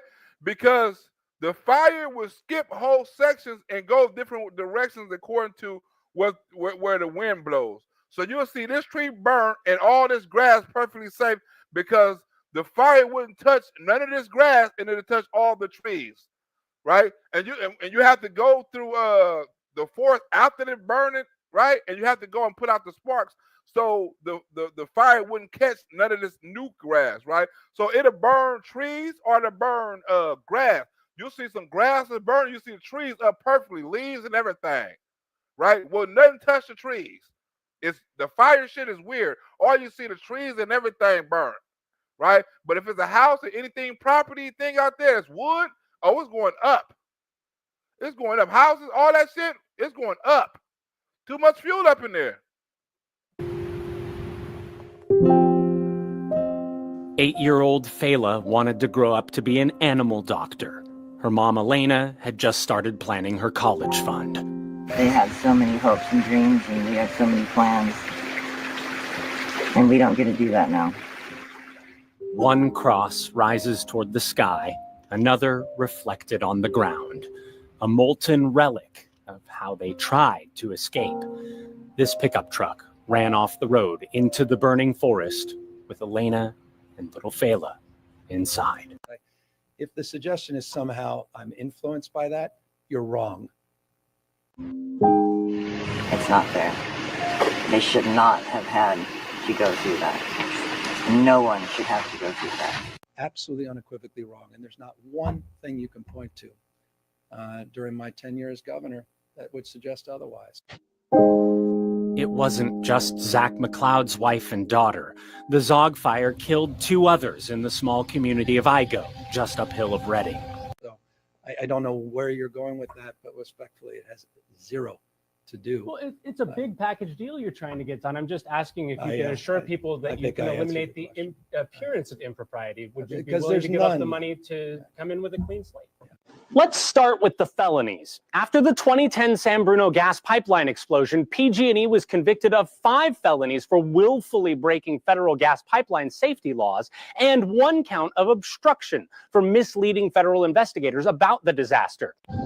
Pipelines busted, right? Pipeline. They was convicted of a felony. The whole company was convicted of a felony, but a company, according to Gavin Newsom, can't go to jail. None of the heads can be held responsible. Nobody can be held responsible for the company. So we're gonna sue the company, but all them felonies and all that, the breaking federal laws and stuff like that. Guess what? Nothing happens. We're gonna fine them, and that's it. But they can keep on killing people. A federal judge found PG&E sparked it by committing more safety violations. He found PG&E's contractors marked this unsafe tree leaning over its power line. PG&E should have cut it down, but 2 years went by. No one ever cut the tree. Look at that. Over the power line, if it touch, it spark. look, no one ever cuts it. This is the tree that sparked it. Soon as it touched the wire, it's over with. They got trees hanging over wire because nobody cured the forest. That's a disaster waiting to happen. That very tree right there killed people, destroy the whole community. This very fucking tree that they didn't cut down, that they said they would. Governor Newsome, with all that money for that funding, ain't done what he's supposed to do. And guess what's happening? Right now, California and Los Angeles is burning because of it. The same problem then is the same problem now. It sounds like I'm doing a show today, but this show is like going back in time. This show from 4 years ago. We're going back in time. It fell in a windstorm, hit the power line, and sparked the Zog fire. 8 people died in the San Bruno explosion. Fast forward to now, prosecutors are investigating PG&E for starting the 2018 Camp Fire. Right? Zog fire, Camp Fire. Look how many fires they started. Remember, they said this was the worst fire. Remember, I don't know if y'all, this is the worst fire. You know, now they're saying how many worst fires is going to be? P&E starting these fires with wires and poles and trees and shit. Look, the whole community gone. And what's the common thing? They all look at all these trees, look at all this fucking fuel, right, in this community, right? You go down these streets, all these trees and all this fuel. You see the houses behind here, stuff like that. But most of this is trees catching on fire and the houses catching on fire with the trees.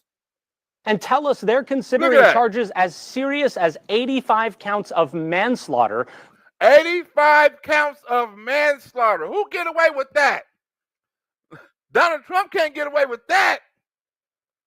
Let Donald Trump go. I don't give a fuck what kind of judge he got him. How corrupt. Donald Trump can't get away with 84 counts of manslaughter. You mean Donald Trump got 94 counts of lying and changing this and strippers and shit like that, but these motherfuckers got 84 counts of manslaughter, and they ain't went to jail, right? They were found guilty in the court of law of manslaughter.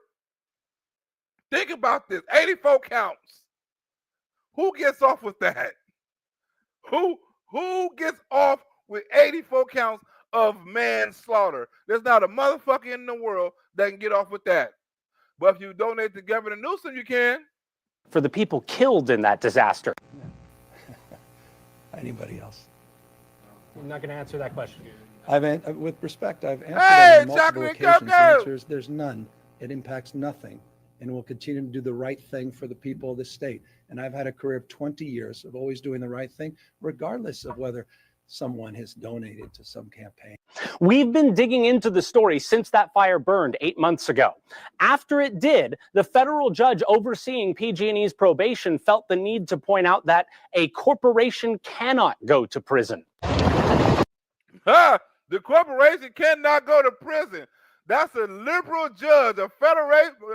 Nobody, no matter who's in charge of it, but a federation, the corporation cannot go to prison. So kill as many motherfuckers as you want. We watched PG&E haul away what was left of that tree after the crime scene tape came down. Look, them motherfuckers, look, they didn't cut it down, but as soon as the motherfucking fire erupted, right, and all that shit, they showed the hell hauled the tree. They didn't haul it for evidence, right? They hauled it for not evidence, right? Because guess what? The PG&E, they own the police too. They own the fire police.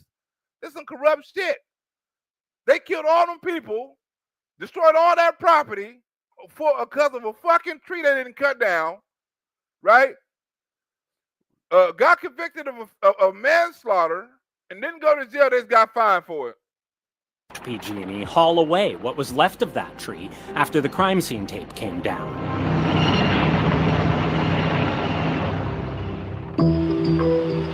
On the scene, we saw investigators from the California Public Utilities Commission, the closest thing the state has to utility police.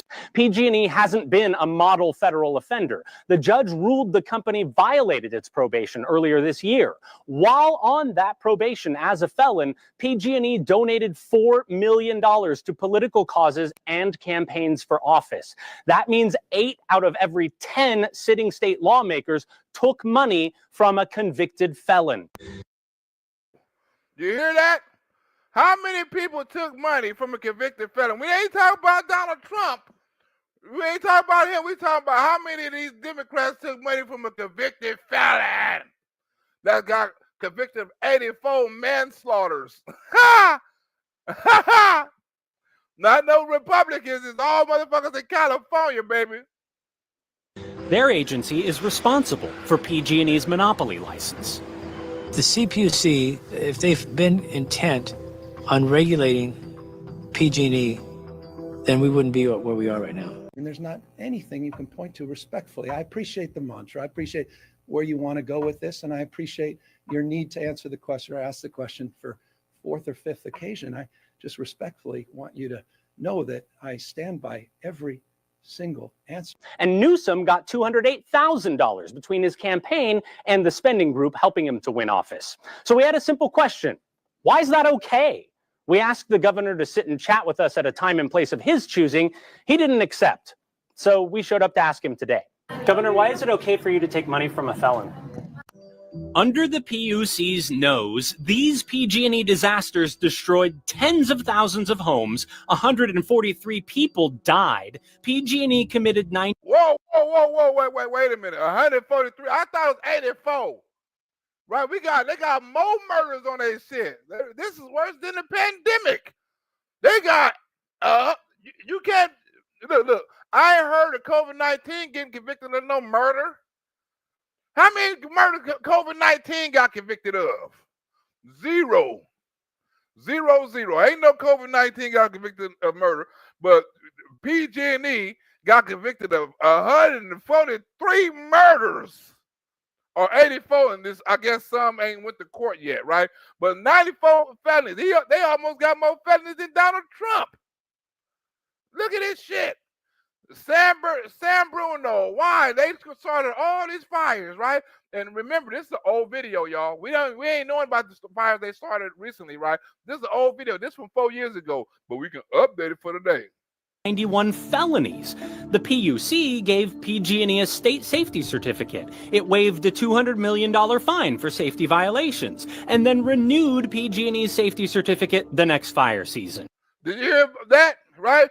After all these damn deaths and murder and destruction, they renewed them, gave them a fire certificate, gave them a clean bill of health, and all that shit. All under who?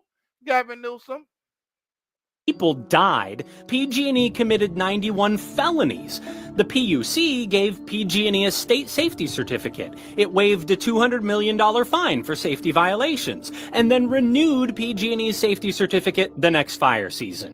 And you know that the way you frame that is going to lead me to ask you to flesh. Your office is aware of my question. I've tried to schedule time to talk with you about this. I don't know what you're PG&E was convicted of 6 federal felonies in 2016. After that, you took more than $200,000 to help get elected. How should people trust you to be running the show to come up with the solutions?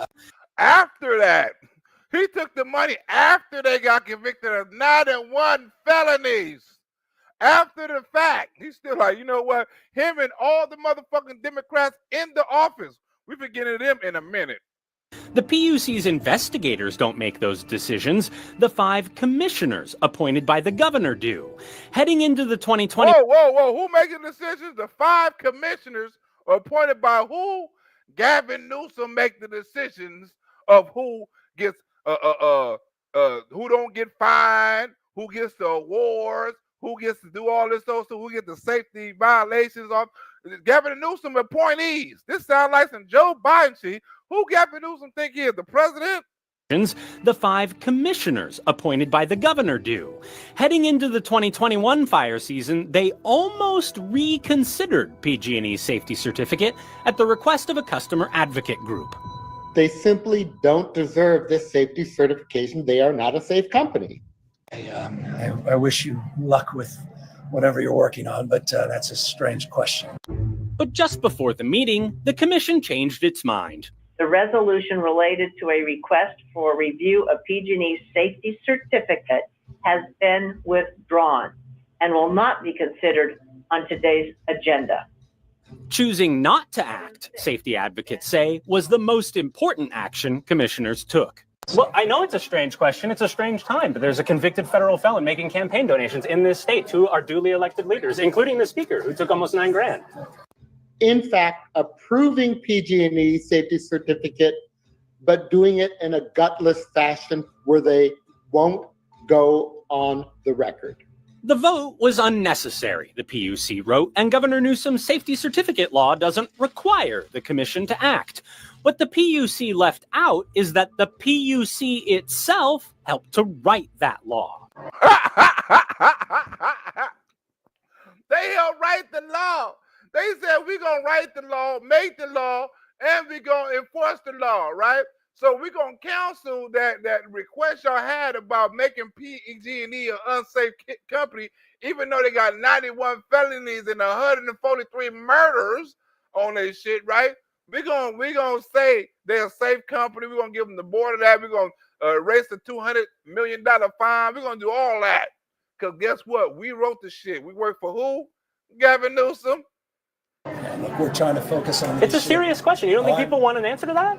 We obtained confidential emails showing the PUC assigned to write sections of what would become AB 1054, the law that protects PG&E's finances with safety certificates.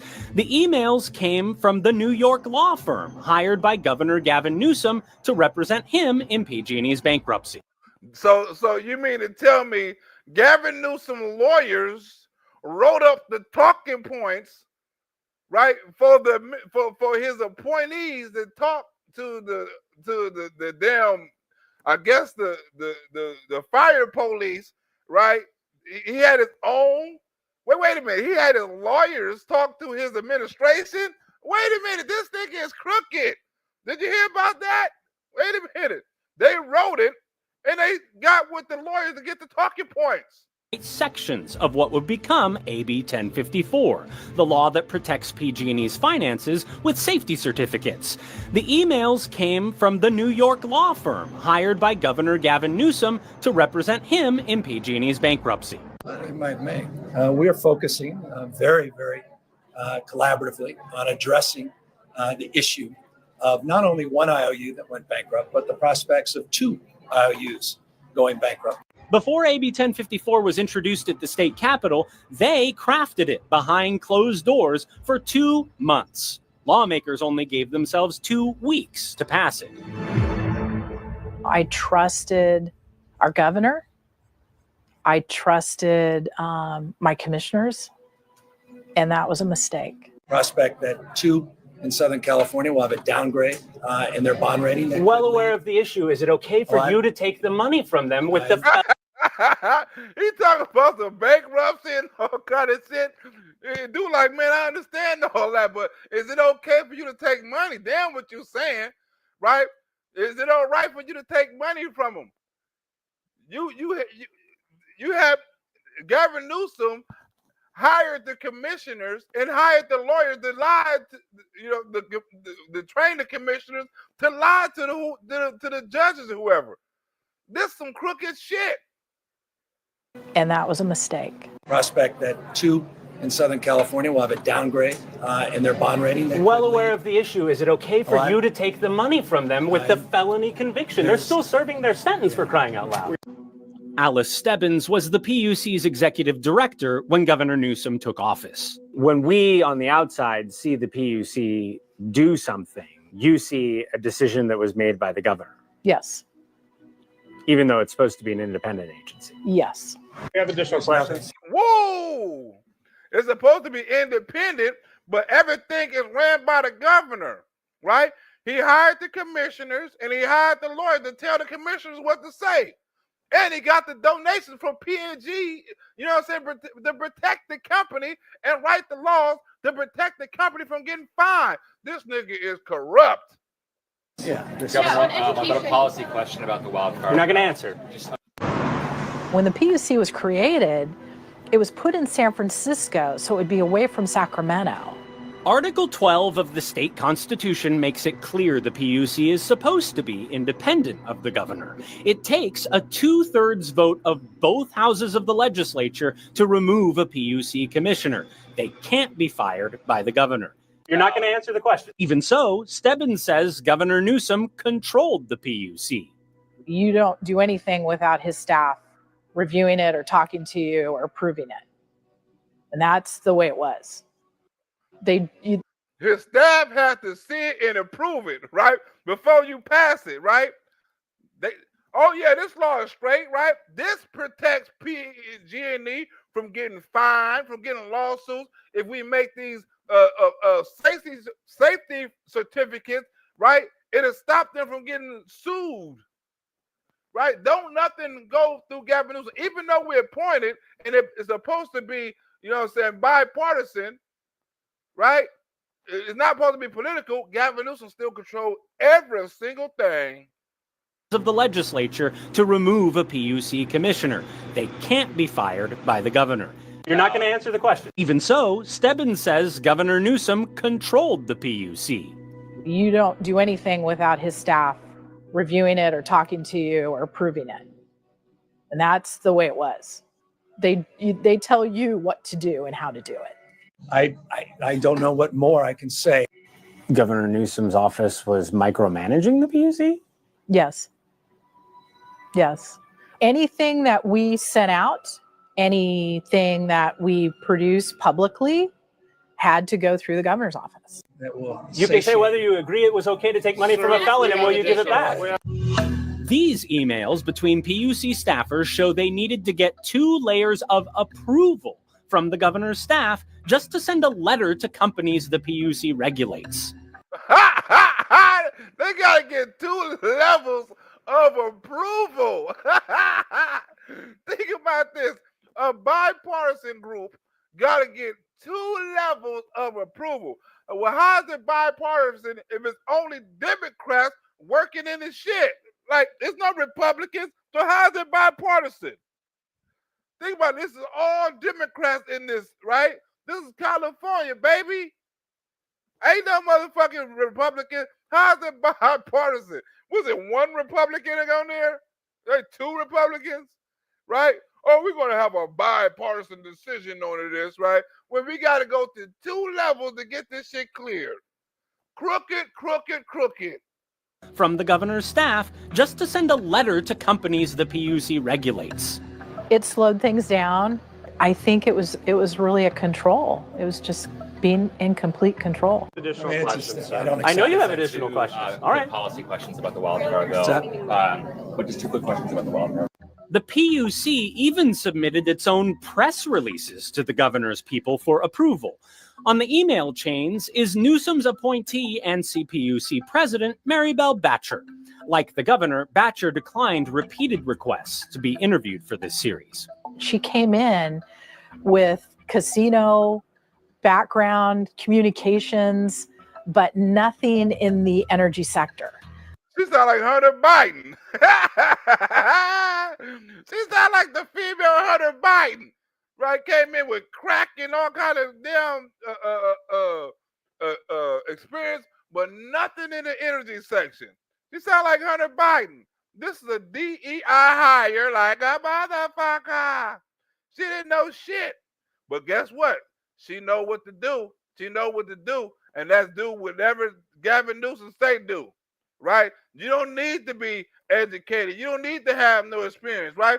I'm going to point you here. You're going to do whatever I say to protect PG&E from killing folks. And y'all, and it's still going on today. We don't know how many people done died. We don't know the results. We don't know how much money this shit gonna cost yet, right? It ain't over yet.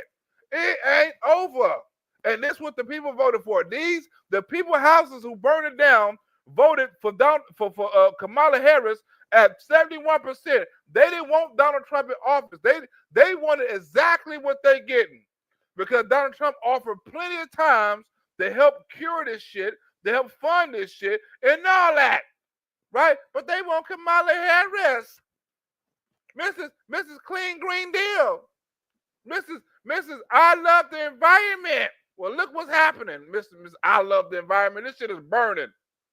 So my question was right off the bat, why is she being put in this job? Governor, you seriously won't consider giving PG&E its money back?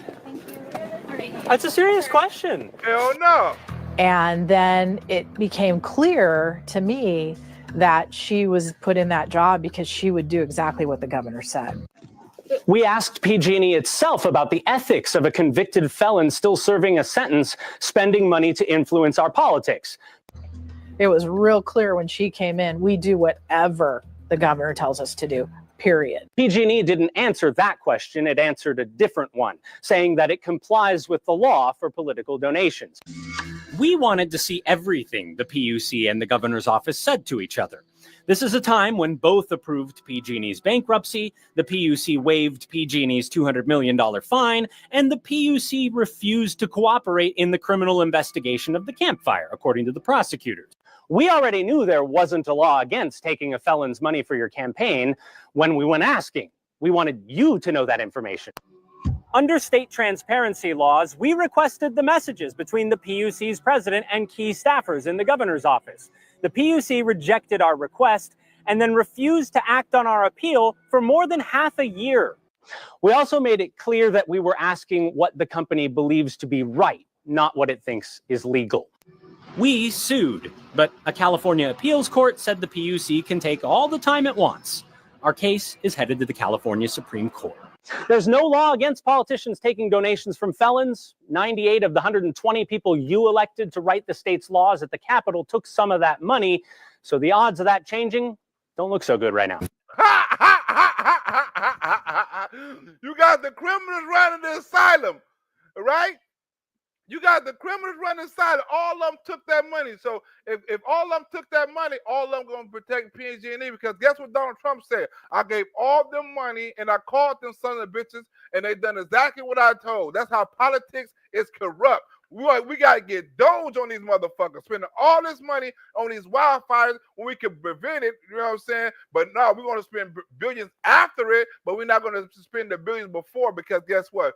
Them billions going to other programs like social justice programs, right? Not to the proper places it's supposed to go.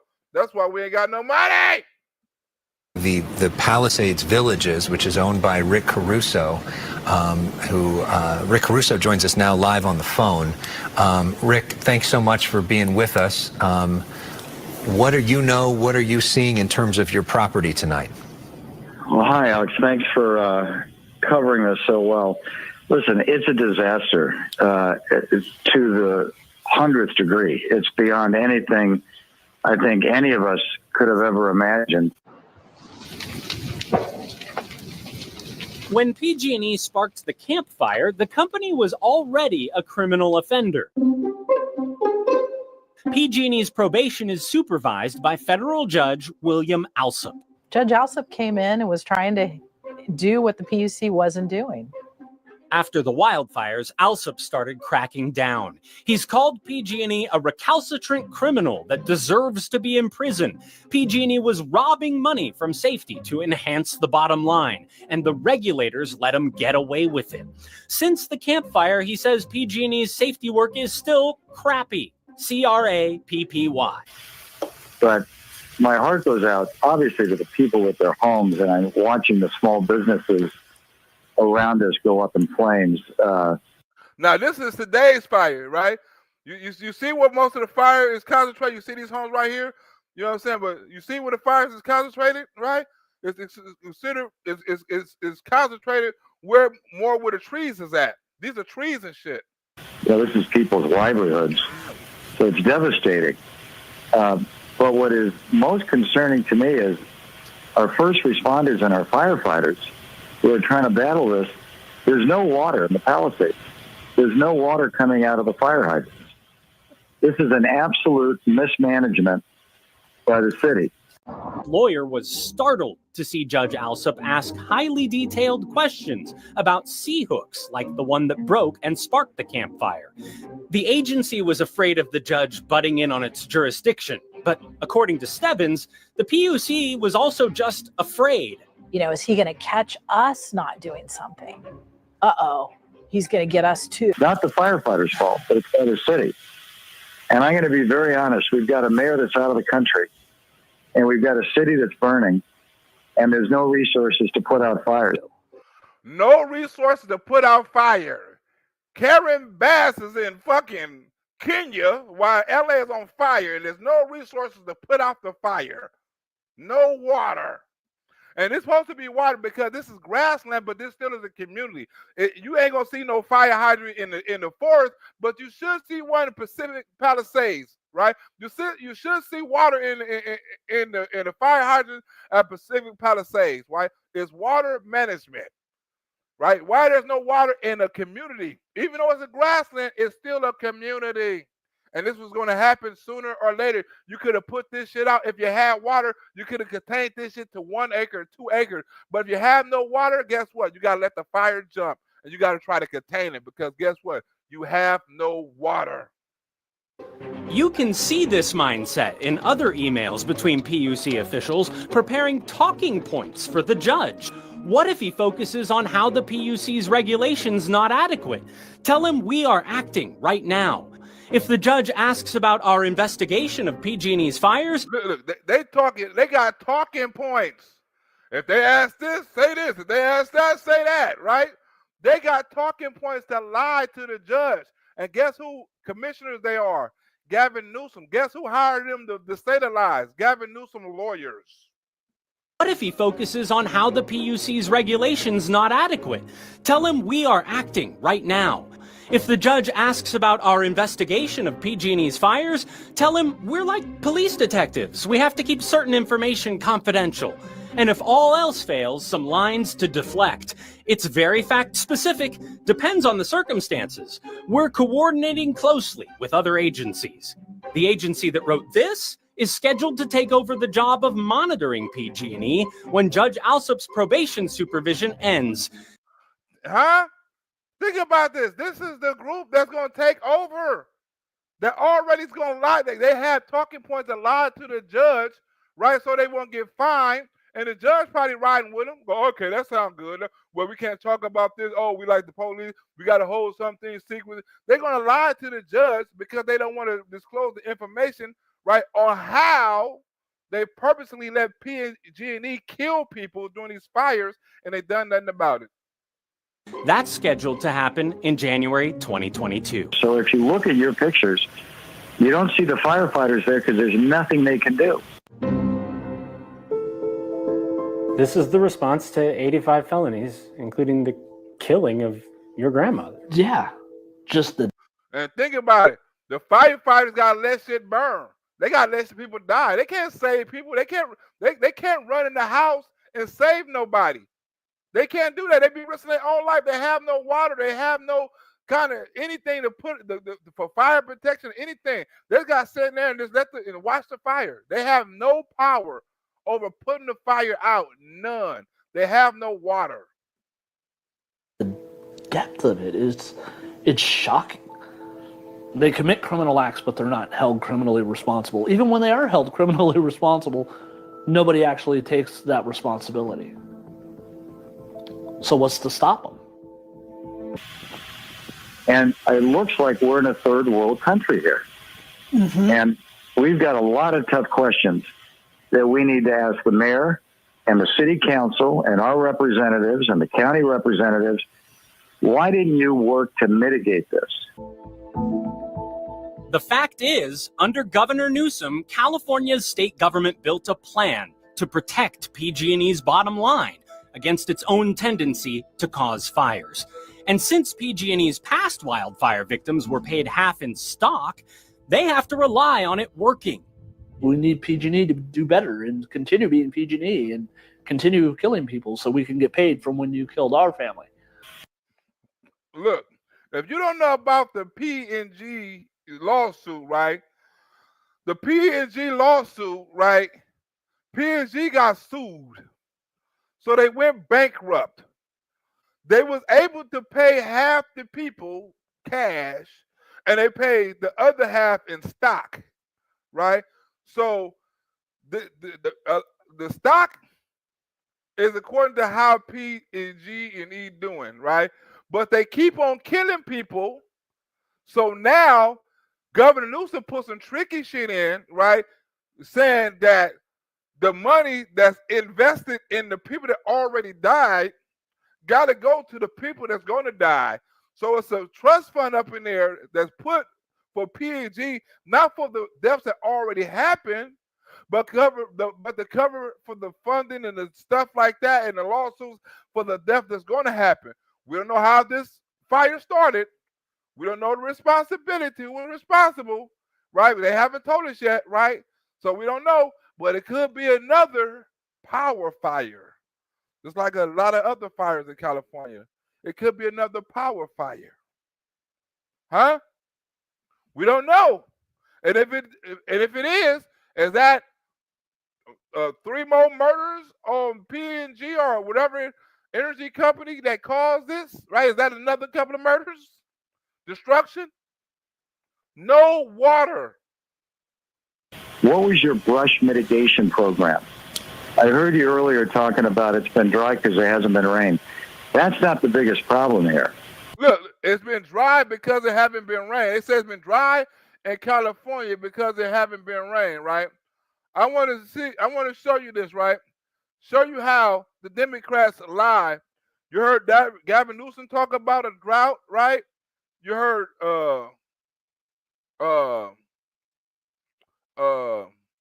you heard that Gavin Newsom talk. Hold on, I can evidently I can't spell and talk. I can't spell and talk. California, your record rain. Wait a minute, man. Fuck it. They're gonna do a rainfall. Rainfall, right? Record rainfall. The record rainfall, right? We had a record rainfall, right? Last 2 years, right? We had a record rainfall in California. We have the most rainfall, right, in California, right? California rainfall total shows in graphics. California rainfall totals. Oh shit! I don't want to go there. We don't want to go there, right? But for the last 2 years, we have had historical rainfall, right? Because it was people like, hey man, we've been hearing about it's been raining out there for a couple of days, right?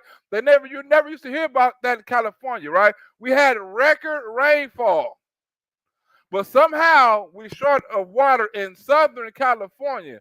Why? Because Gavin Newsom sued Donald Trump, right? Let me see, can I look that up? Governor Newsom sued Donald Trump over waterway, right? Newsom. Let me see if they got that on Newsom. God damn. Newsom sued Trump over, let's see, Northern California. I said Northern California waterway. Northern California, Cali waterway. Waterway. Wow. Waterway, right? Let me see if they got that on here. Let me see if they got that on here, right? 3 of the most powerful groups of California sued the state this week over Newsom's 2-month-old plan to Sacramento, California. Is this it right here? Let me see if this is it right here. What day is this? What date is this? I don't want to accept no cookies. I ain't accepting that, right? I ain't accepting that.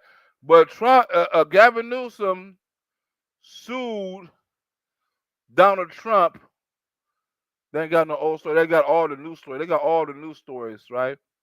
They got all the new stories. They got no old stories on here because this new fire. This new fire. They ain't got nothing the old stories about him soon. That's why I know I couldn't watch. Oh, here you go, right here. Trump okay, no, that's not it. Conservation groups sue over sites, reservoirs. That's not it. Well, we're gonna get up out of here. We're gonna get up out of here. Trump plan to is a plan to deliver water Delta. Is that it? No, that's not it. California church to sue governor over ban. No, that's not it. Well, damn all that. Let's get back into the video.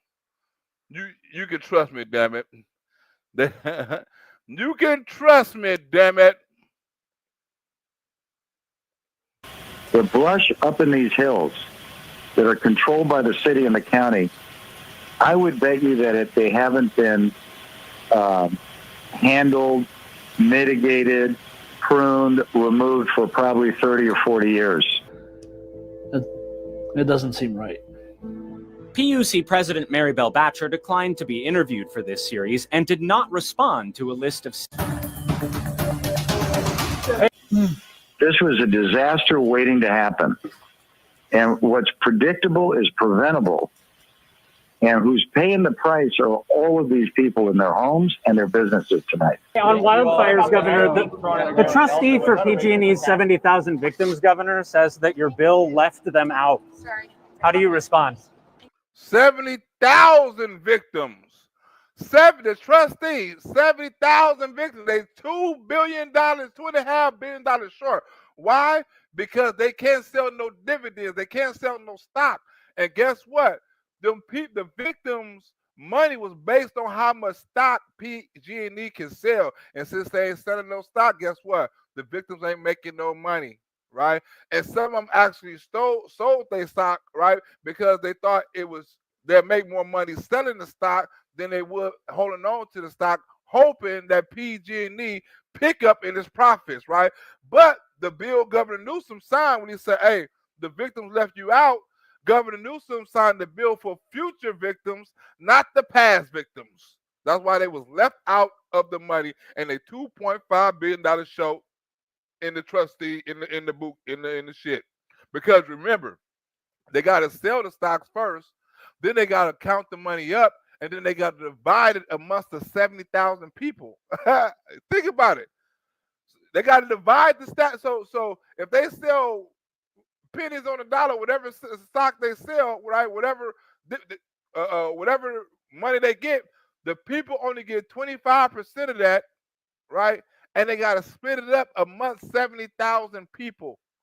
Think of how much money you're gonna get. If you hit the lotto and you got to split that shit amongst 70,000 people, that shit wouldn't be that much either. Even if you was getting all the money. But the thing is, that's how much money they're short. That's not how much money they're supposed to get. Ha! Woo, Governor Newsome, cold summer bitch. Let's go. Businesses tonight. On wildfires, Governor, the trustee for PG&E's 70,000 victims, Governor, says that your bill left them out. How do you respond? We're done with the press conference. Thank you. You don't have anything to say to the victims who are $2.5 billion short, according to their trustee, Governor? ABC 10's Brandon Rittiman trying to get answers for wildfire victims today. He joins us now live in the studio to explain exactly what happened during that confrontation just hours ago, Brandon. Yeah, Governor Newsome has been avoiding our questions about the Camp Fire for 3 years now. And today's questions are based on this letter confirming what we reported last month in our Fire Power Money investigation. Now, we'll rebuild, but the majority of this community is going to have a tough time rebuilding their lives. And again, if you don't have water, you can't put out fires. We revealed new details about how Governor Newsome brokered the deal that got PG&E out of bankruptcy last summer. The plan wouldn't have worked without a new state law, AB 1054, which Governor Newsome did more than just sign. Our investigation found Governor Newsome's office hired private attorneys at taxpayer expense to write that law, which propped up utility companies with a state-run wildfire fund. And I'm going to spend a lot of time in the coming days and weeks and months asking some really tough questions, and I hope all of you and the press do the same and start holding our officials accountable to run the city in a way that keeps people safe. This is basic stuff. This isn't high science here. And it's all about leadership and management that we're seeing a failure of. And all of these residents are paying the ultimate price for that. That was going to be my next question is why isn't there water in the fire hydrants? That doesn't make any sense. Because he blocked the damn waterway bill from Northern California. Northern California got a lot of water. But it's dumped into the damn sea. You're right. That's a good question. And I think you should start asking, why don't you call the mayor who's out of the country and ask her and get an answer from her? That fund is supposed to pay victims of future wildfires PG&E causes, but the former judge who serves as trustee for the previous fire victims says the governor's new law left them out, which is why they're running $2.5 billion short of the amount they settled for with PG&E. Well, they say she's on her way back, and that would be a great question to ask her tomorrow if she's at this briefing at 8 o'clock in the morning, because I think there's a lot of people that are outraged by that fact tonight when they look at scenes like this, at businesses that people have worked really, really, really hard to build, and homes that people's entire livelihoods are going up in flames tonight. So there's only so many places that fire crews can go, even when you start having CAL FIRE and all the crews from around the state and around the country coming here. There's only so many places. But if they don't have water, doesn't matter because there's nothing they can do. The trustee called on the Newsome administration to help. We wanted to know if the governor would answer that call. Hey, on wildfires, Governor, the trustee for PG&E's 70,000 victims, Governor, says that your bill left them out. How do you respond? We're done with the press conference. Thank you. You don't have anything to say to the victims who are $2.5 billion short, according to their trustee, Governor? He just turned around and walked away from the question. I don't understand why he just can't acknowledge that this is an issue. That's the voice of Steve Bradley. He's a former firefighter whose grandmother was one of the 84 people who PG&E caused to die in the Camp Fire. It was a crime. PG&E pleaded guilty to 84 felony counts. Tonight, ABC. They pleaded guilty. It wasn't even they didn't even have to go to trial. They said we'll take the deal. Give us the 84 felony counts. Give us the 84 murders. We'll take the deal. Since we can't go to jail, we don't give a damn. We'll go with the fine. We'll go with the money since we know they ain't gonna never get the money anyway. How the hell you $2.5 billion short? And Gavin Newsom brokered a deal to pay future victims and left the past victims out. Gavin Newsom a cold motherfucker.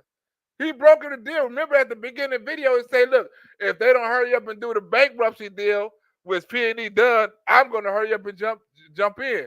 He done the bankruptcy deal, right? And the bankruptcy deal was to pay future victims, so when they get sued in the future, they won't go bankrupt in the future. Ha! Not to pay the past so they can go bankrupt right now, right? It's to set it in the future for all the future victims, right? So we're going to set this bankruptcy, right? We're not going to hold them and make them pay all the past victims and make them go bankrupt. We're going to put the money in the kitty for the future victims and say, fuck them. Cold game. C10 can announce it's won a lawsuit against Governor Gavin Newsom seeking to obtain public records of secret meetings between Newsom staff and PG&E. Secret meetings? Who that sound like? Fannie Mae? Huh? Who that sound like? The bitch from New York? The nigga from New York? Who that sound like having secret meetings? And we want that paperwork. Who he think he is? The president? Having secret meetings. Sacramento judge ruled the governor must hand over calendar entries. It raises big questions about how transparent government needs to be and whether we can hold our officials accountable. Yeah, we do know that Governor Newsom's cabinet secretary, Ann Patterson, had at least one meeting with PG&E in May of last year. Today, we know there were multiple meetings with PG&E that month.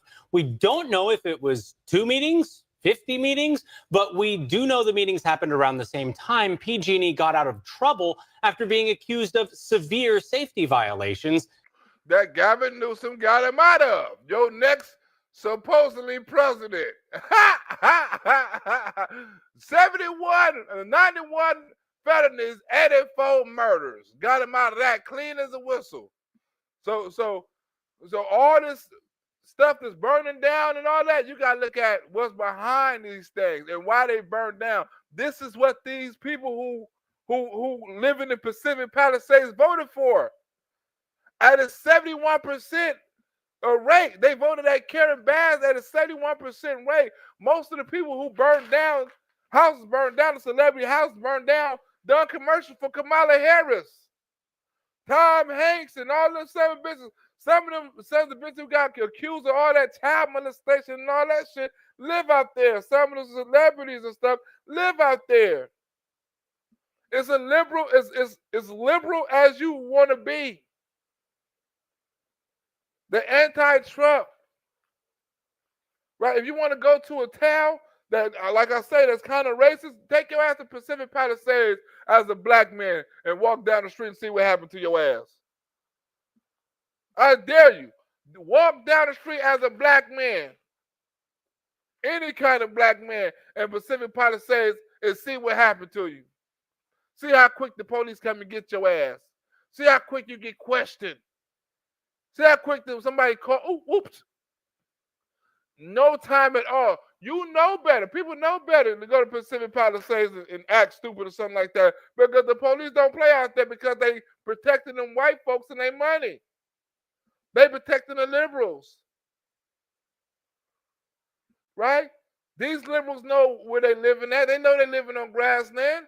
These are only some of their summer houses and shit like that. They got houses in Studio City and shit like that. They got multiple houses.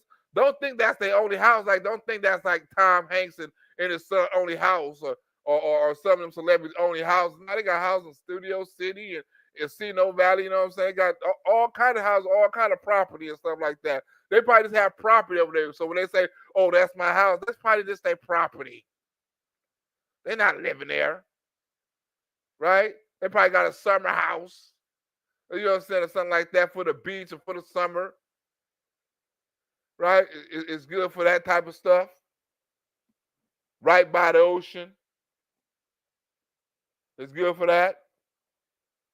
Right? But other than that, it's a gang of liberal, racist ass, Donald Trump hating son of a bitches live over there, who voted 71% of what they got. They know they lived on grassland. They know where the money was going, right? Like when black people complain, like, hey, we're not getting no money for our community, for our streets, for our roads, for our police, for our trash. When black people in their community, they know what they're not getting for their taxpayer money, and they know what they're supposed to get. You don't hear none of these white people talking about, hey, man, clean up this forest, clean up this grassland. You don't hear none of these celebrities speaking out about that shit, where they live at. And it happens every year. None of them speak out about that. But when it burns the fuck down, they want to get on the news. They want to cry, talk about their property, want everybody to feel sorry for them. Right? But as a black man, take your ass over there. As a Hispanic man, take your ass over there. As somebody who don't, as a Trump supporter, take your ass over there wearing a MAGA hat and see what happens to you. Right? If 71% of the people is liberal, and that's only the people that voted, there's way more liberals than that. Right? This is what this is a think about this, right? Ain't too many communities in Los Angeles voted at a 71% voting percentage for Kamala Harris, but they did. Huh? They voted for on Gavin Newsom recall, right? They didn't recall Gavin Newsom. They voted for Gavin Newsom on the recall at 87%. right? Karen Bass, the same thing. They voted for, so all the person that they voted for at a 81%, taking the money and doing some other shit with it. Another person they voted at an 87%, right? Ain't nowhere around after the shit done happened and had no plan. And another person they voted at 71%, right? Didn't talk about doing nothing to even help the problem. She talking about climate change, some other shit, right? But all she was gonna do is let that son of a bitch burn. Joe Biden, Barack Obama, they didn't do nothing about no forest management, and they was in office when I was going through the forest fires and shit, and all that shit was the worst ever, and so many, and this amount, and it was just as worse as it is then as it was now as it was then. They was in office, they didn't do shit about it, but Donald Trump tried to, and guess what? He took the money and fucked it off. Didn't build didn't build what was supposed to be built, or none of that shit. And then he want more money. He didn't do what he was supposed to do with the money he already had, but now he want more money. That caused the deaths of 4 people. They're not the private property of the governor. That Genie got out of trouble after being accused of severe safety violations that caused the deaths of 4 people. They're not the private property of the governor. Unfortunately, Governor Newsome is now in the exact same camp as Dick Cheney. Steve Zansberg is ABC 10's attorney in the lawsuit. Dick Cheney, who, when he was vice president, engaged in a whole number of meetings with representatives of the oil and gas industry, and he fought tooth and nail to keep the public from knowing. We started wondering how often the governor's staff meets with PG&E after seeing this. We are pleased to be joined by Ann Patterson. Governor Gavin Newsom's cabinet secretary showed up boosting PG&E at a shareholder event. For 20 minutes, Secretary Ann Patterson took friendly questions from PG&E executive Carla Peterman. And that some kind of conflict of interest? You sit up there holding the event and the questionnaire for fundraisers. Ann Patterson took friendly questions from PG&E executive Carla Peterman. Peterman used to regulate PG&E. She was a California PUC commissioner. And to talk more about the Dixie Fire and the impact of people not only in the path of the fire, but also previous wildfire victims is our investigative reporter, Brandon Rinneman. So, Brandon, I understand that this Dixie Fire is really impacting potential payouts from PG&E to those wildfire victims from previous fires. PG&E has become an incredibly important partner for us, and we have partnered incredibly successfully. Overall, just a good partner.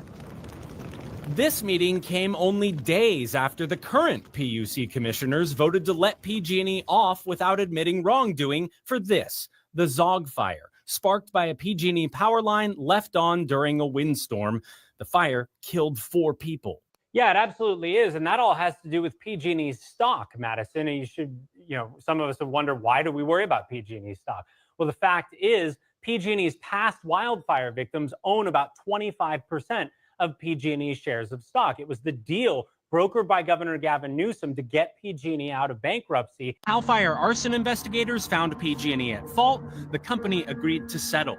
And yet, somebody gave this to us when the refrigerator inside went out. As recently as last year, Carol and her husband were still waiting for their PG&E money. The floor of their trailer broke years ago. They had to resort to building a tent as their shelter. Damn, right? Think about it. They had they still waiting on their PG&E money. They still waiting on their stock. They have to build a tent, right?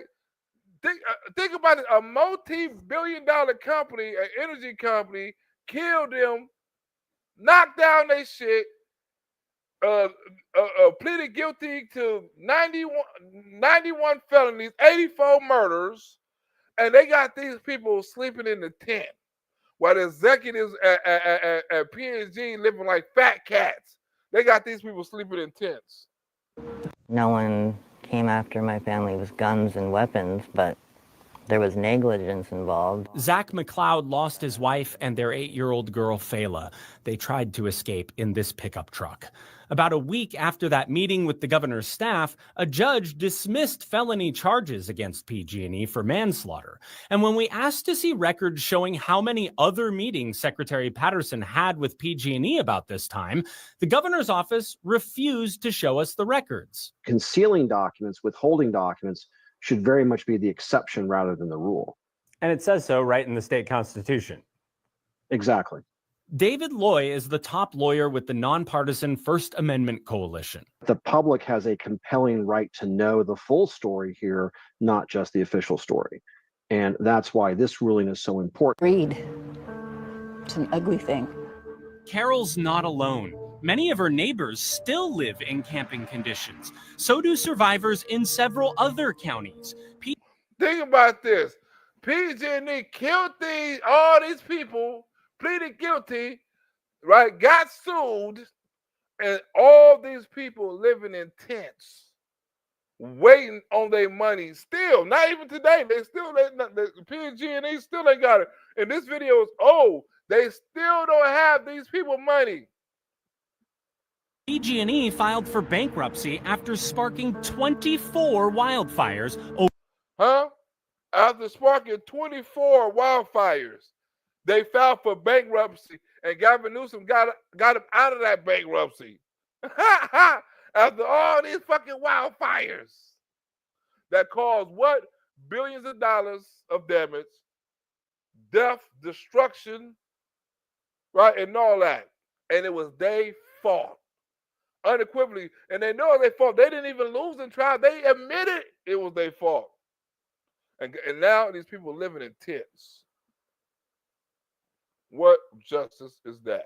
PG&E filed for bankruptcy after sparking 24 wildfires over 4 years. In court this week, the governor's lawyer argued that calendar entries should never have to be released to the public. These meetings were intended to be confidential. What the governor is asserting in the court's opinion. I don't agree with that. Judge Shelley Ann Chang blasted the governor's office for making naive arguments, writing, "There is significant public interest in whether Ms. Patterson met with representatives from PG&E during this time period."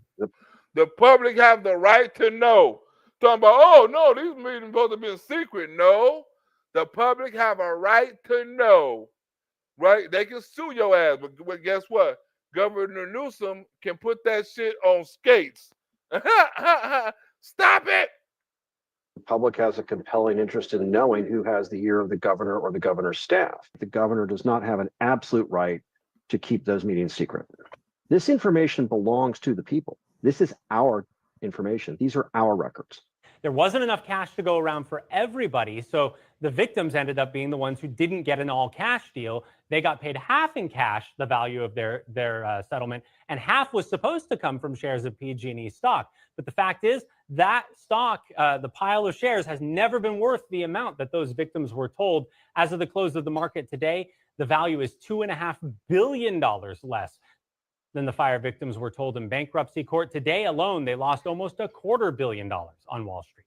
131 people died. 70,000 survivors went after PG&E for damages for burning their homes and businesses.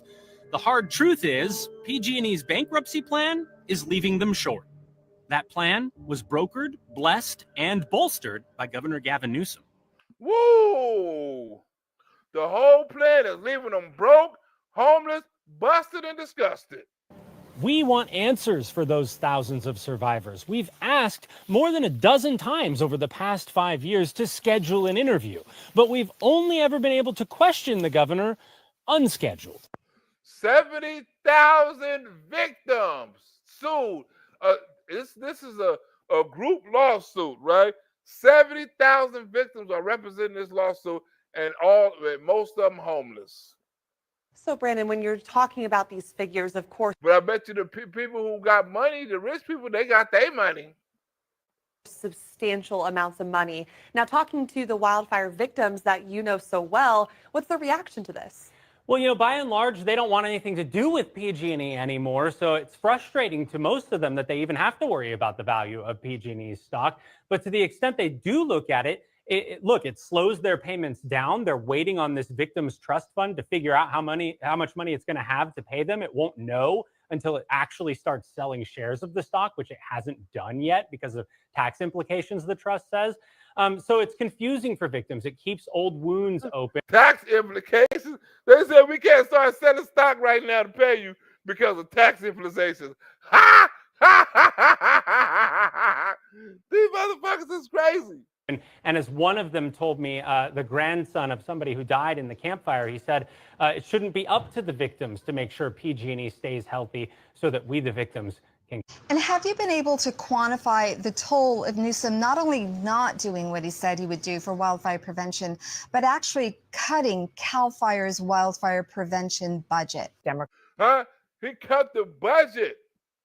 Cut the budget. Right? Now, you got CNN talking about how Donald Trump is starting something political, right? And how Donald Trump is trying to start a political fight in the midst of all this destruction and fire and all this. No, Donald Trump has been telling Gavin Newsom this shit for years. He didn't just start telling Gavin Newsom about fire management and stuff like that. He's been telling Gavin Newsom this shit for years.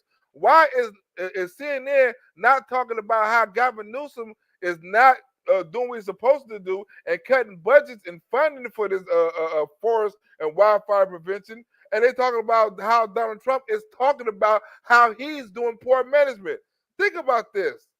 They're not talking about the real issue.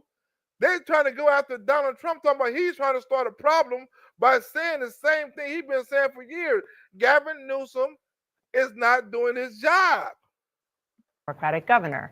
He said on Truth Social, quote, Governor Gavin Newsom refused to sign the water restoration declaration put before him that would have allowed millions of gallons of water from excess rain and snow melt from the north to flow daily into many parts of California, including. Huh? Think about that. He didn't sign that. This is a bill that Gavin Newsom could have signed because there's plenty of water up in the north, but how come it's none in the south?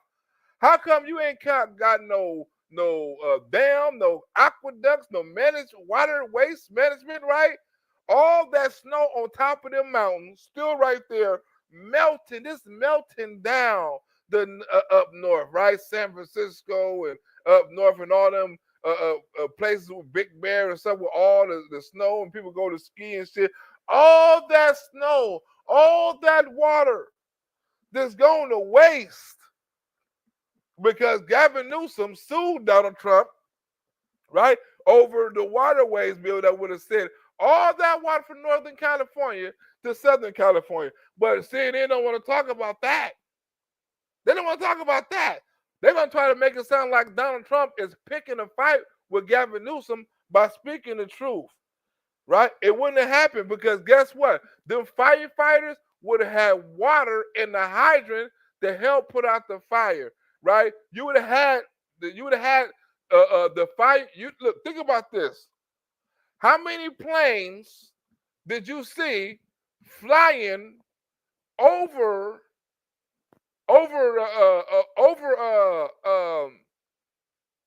Pacific Palisades, dumping water on it? Right? That's the only water in the mountains. That's the only water you have. You got a couple of airplanes that go and they pick up water and they come and they let it go. You got to get up on your shit. You got to know where it's not, you know what I'm saying? But they dump water. That's the only water you got.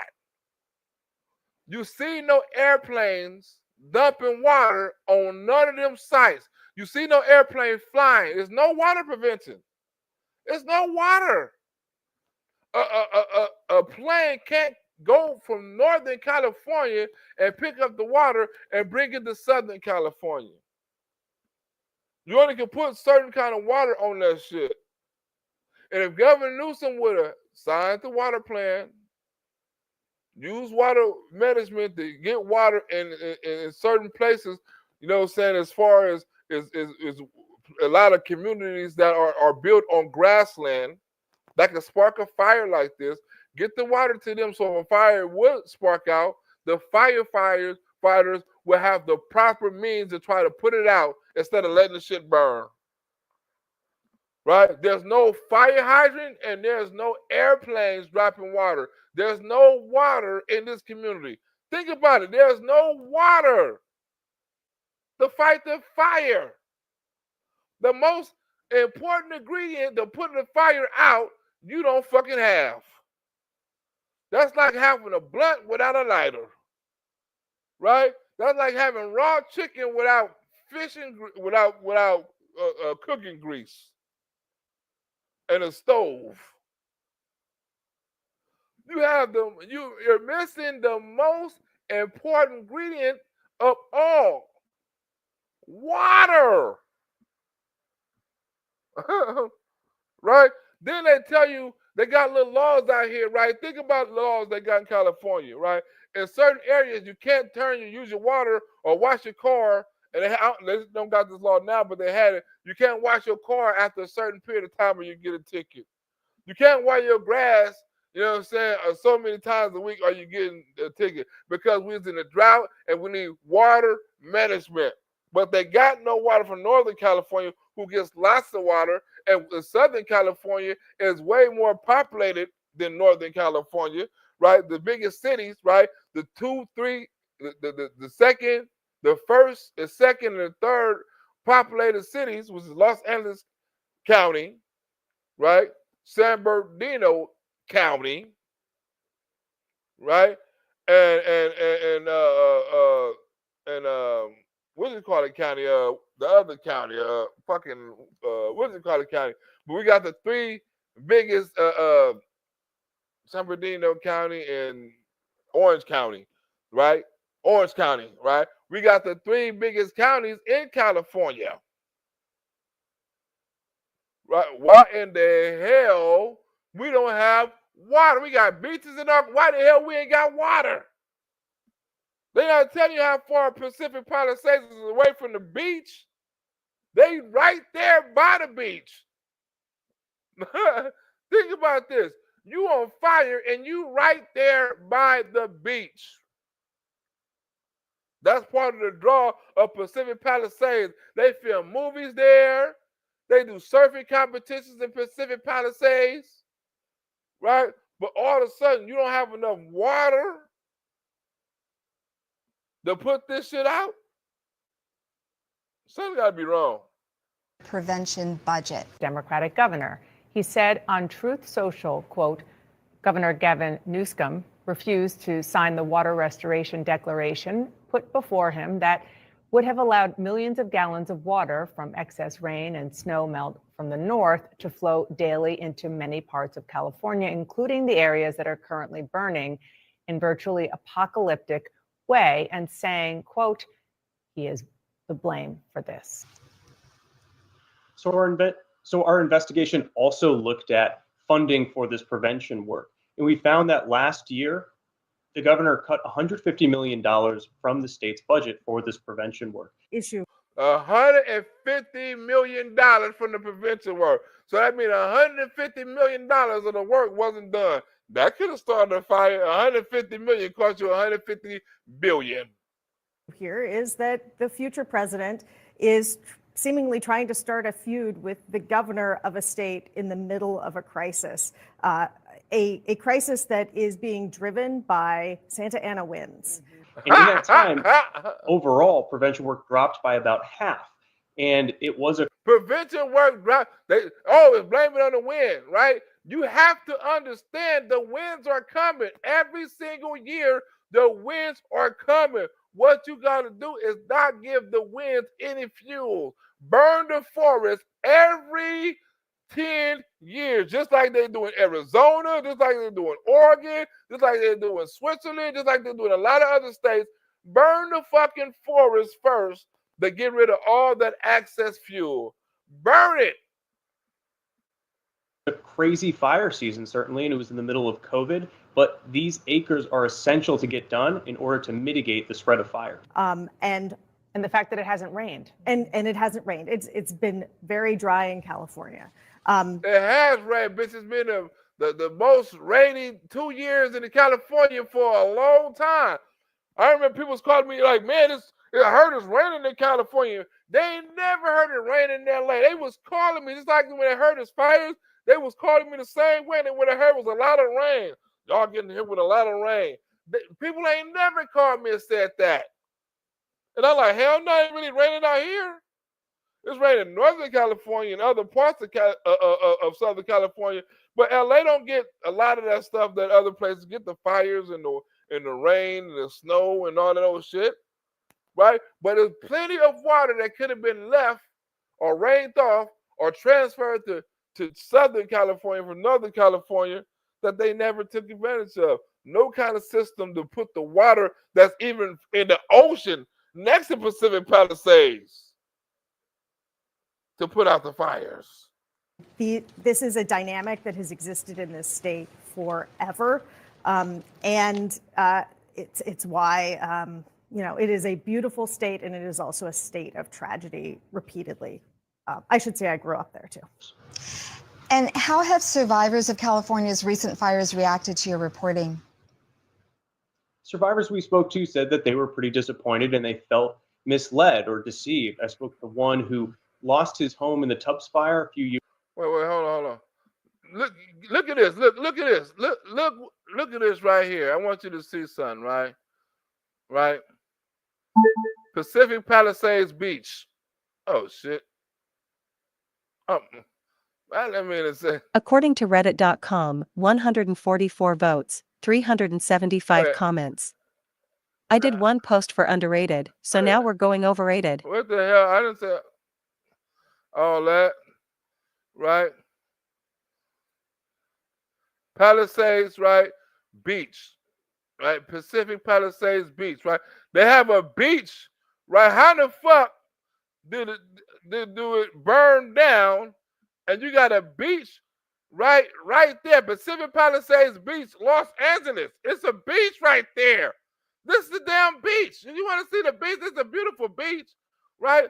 The beach is right. Oh man, they ain't showing. We trying to show the beach, man. We don't want to see. We don't want to see that.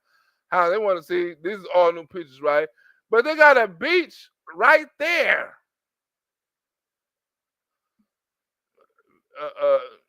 Where the park? Okay, park say Pacific Beach, Park and Beach. Oh man, unless it's on fire, you know what I'm saying? But they got a beach right there. Here you go, right here. Pacific Palisades Beach. Let's go, right here. That's the beach. That's the fire, right? Oh my God, they keep on. But this is the beach right here. Beautiful beach. How in the hell you ain't got no water and here go the beach? I don't understand it. Right? I don't understand it. See all these pine trees, see all these trees, all that shit catch on fire. But this is right by the beach, right? You know what I'm saying? Too many trees done. But this is Pacific Palisades Beach and Park. Huh? They're not showing too much of it. It's right down the street from Santa Monica. Santa Monica Pacific Amusement Park, right? Pacific Palisades Beach Amusement Park. Right by the beach. Right? Let me see. Can I explain this, right? Right by the beach. Where the hell? Pacific Palisades. Where is this right here? This is water. Right? This is water. This whole damn community is burning, and the water is right here. You go to Pacific Palisades because you're only 7 minutes away from the beach. You 17 minutes away from the beach, and the whole damn city is burning. That's what they ain't telling you. How is that even possible? How is that possible? All this water right here. Look, all this water seems like you can just dump Pacific Palisades into the damn ocean. Right, but Pacific Palisades, this is Pacific Palisades on the beach. All this ocean front is right on the beach. And it's burning because they have no water. You mean to tell me you ain't got no airplanes coming? dump the water, and get the water out the thing, and dump it on the community. That's what they done in some parts when we was on the mountains of California when we was fighting fires. They get the airplanes, come and dump the water on. If you can't get no fire hydrants, at least get the planes. The ocean is right there. Even I can say that the ocean is right fucking there. But they said we got zero containment and we're just gonna let this shit burn because we ain't got no water. You gotta be fucking kidding me. You gotta be kidding me. If I was to get set on fire, I would want to be in Pacific Palisades so I can hurry up and run and jump in the damn ocean. That's how close to the ocean Pacific Palisades is. Motherfucker right there. That's crazy. And all this destruction. Years ago, and then also experienced damage to his business in last year's glass fire. He said that he felt Newsome was coming in and making big promises, and he felt optimistic about that, hopeful, but seeing that the promises weren't delivered on, he felt deceived. And I just in office that he would ask, that is not usually how Donald Trump operates. There had been reporting, even recent reporting, that said that during past natural disasters, when Donald Trump was in office, that he would ask his team how many people supported him in that state and what else they could do for him in order to receive federal funds and federal assistance. The Trump administration has rejected California's request for wildfire relief. So, and I just want to say, I did reach out to Governor Newsom's office to see if he wants to respond. It would not be surprising if he didn't. He has a huge crisis on his hands. He was at a press conference last night talking about the gratitude he has from President Biden, still the current president, who has offered federal assistance as much as he needs. Yeah, and the question is, on the campaign. The president felt it was important to focus on this. There's only one piece of good news. My son lives out here and his wife. They got a notification yesterday their home was probably burned to the ground. Today, it appears that it may be still standing, we're not sure. But the good news is, I'm a great-grandfather as of today. Granddaughter. Thank you. Well, I think that's the end of the video. But this son of a bitch, right, despite all the fires, shit burning down, right, communities getting destroyed, all this shit happened with smog in California. You say, but the good thing is, I don't know if my son's shit burned down or not, you know what I'm saying? But I'm a great-grandfather. Yay! That motherfucker said I'm a great-grandfather. Yay! Yay! That's the good news. The bad news is that everybody in LA, Pacific Palisades house is burning down, right? So if you are watching this video, right, don't worry about why these communities is getting burned down. You know what I'm saying? I ain't saying they deserve it, because don't nobody deserve to lose shit. I don't give a fuck if you're liberal, conservative, you're liberal, devil worship. Don't nobody, unless you're a child molester or some shit like that, you know what I'm saying? They deserve some other shit, right? But if you're just a regular person, you don't deserve to get your shit burned down. But you got to be careful who you vote for and what you vote for. And this is exactly what they voted for. And this is exactly what they're getting. They voted in these liberals. They didn't vote the dude who was talking. I forgot his name, right? That was running against Karen Bass, right?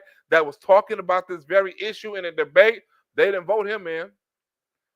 He was a Democrat, but he was too progressive, right? He was too damn near like Donald Trump, a Democrat, what they used to call him on the campaign. Oh, he's a Donald Trump supporter and all this other stuff. They try to use that, you know what I'm saying? Because he had progressive ideas. And he talked about that in the debate, the water management and stuff like that. And he talked about the fires and stuff like that. And they still overlooked him. And they still voted her in. That was his property that was burning while he was talking. That was his shit burning. And he was like, man, I'm worried about the other people. They shit burning down. Right? There's no water in the hydrants. There's no water out here. That's the same dude that was running against Karen Bass for the mayorship. And now these so-called liberals who voted Karen Bass in, right, didn't vote the person who said, I'm going to spend the money in the right way and help you so-called rich sons of bitches out because, hey, I live there too. Think about it. This motherfucker saying this, man. I'm going to do this because I'm a businessman and I have property there too. All this shit where the fires and shit starting, all this other shit, I have property there because I'm a businessman. He got about 4 or 5 houses burning down right now. Right? He does not know no average son of a bitch. He got 4 or 5 houses burning down right freaking now. As we speak. But she's not a businesswoman. She don't own shit. She don't own no property. She don't give a fuck if it burned down. It's not happening in her community. Right? Governor Newsome live in a gated community. He don't live in no damn grassland or nothing like that. He live in like Beverly Hills or someplace rich in San Francisco, right where city at. Where you don't see none of this shit happen in the city. You see apartment buildings burned down.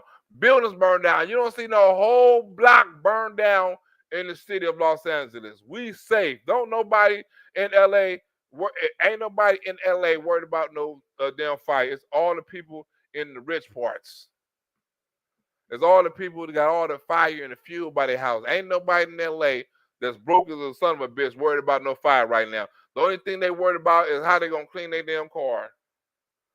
Because it's not coming this way. You ain't hear when you say Los Angeles, you ain't see no major cities or no major landscapes or no. You saw all fucking palace burners and probably parts of the city of LA you ain't never heard of. You probably think like, what the hell is Pacific Palisades? What the hell is a Silmar? You ain't never heard none of these cities before. You heard of Los Angeles, but these are Los Angeles County. Los Angeles is big as fuck. You got a lot of counties. Right? The biggest county in the world is, guess what? San Bernardino County. And guess what most of the fires happen at? In San Bernardino County. It's the biggest county in the world. It has the biggest grassland and the biggest hills and the biggest forest and the biggest all that. Not the biggest forest. You know what I'm saying? The biggest forest somewhere else, like towards Northern California, right? They got a lot of forests and shit like that in Northern California. Right, but in Southern California, right, it's different. It's different in Southern California than it is Northern California. You have different water, different weather, different everything. You know, so don't worry about it. It's not LA that's burning. Everything happened by the beach. Everything happens in the rich neighborhoods. Everything happens, you know what I'm saying? When you see the mudslides, it's from rich white people who moved themselves from the mountains. Now it's a mudslide, you know what I'm saying? Because California done shifted. Right? The mountain, look, if you look up California mudslides and California house on the hills or falling and stuff like that, they're on a certain part of land that's not secure, and their houses and shit is sliding off its structure. There's a lot of houses like that in California because they've been there so long that the mountains and all that shit is shifting and their house is sliding. They got to tear down their house. A lot of rich people, you know what I'm saying, live in these communities. You know, it's nice communities. Pacific Palisades is one of the most beautiful. Look, if you ever get a chance to go there, or not now though, but if you ever had a chance to go there, it's one of the most beautiful places in California you ever want to see. No bullshit. It's one of the best as far as the beaches, the streets, the community. You know, I mean, if you was a white person, you know what I'm saying, you was a liberal, that would be a great place for you to live. You know, it would be a great community for you to fit in. You wouldn't have to worry about too many black people. You wouldn't have to worry about too many conservatives. You know, all your friends are liberals and gay and probably do the same things you do. You wouldn't have to worry about shit. But I'm finna leave y'all right with this little video that I'm going to release on my other channel. If you haven't watched my other channel, you have to watch these videos so I can be here. You have to watch these videos on this other channel so we can release more videos. You know what I'm saying? So go to the Black Rosebud channel, and I'm going to release this video right here. Let me see. Let me see. I want to release it tomorrow after. Let me see. After I get some more views on this video right here. Where's the video right here? This one right here. If you ain't saw this video, go ahead to my other channel and watch this video right here. Right? Wait, you going live? You think I'm playing? Okay. Hey, check this out, y'all. The fine people in Atlanta. We can now project the winner of the presidential race. Donald Trump wins the presidency. What's up, guys? We're out here in Fulton County with the Rolls Royce full of MAGA hats, Forgiato blow. We're going to be handing these hats out today and see the reaction.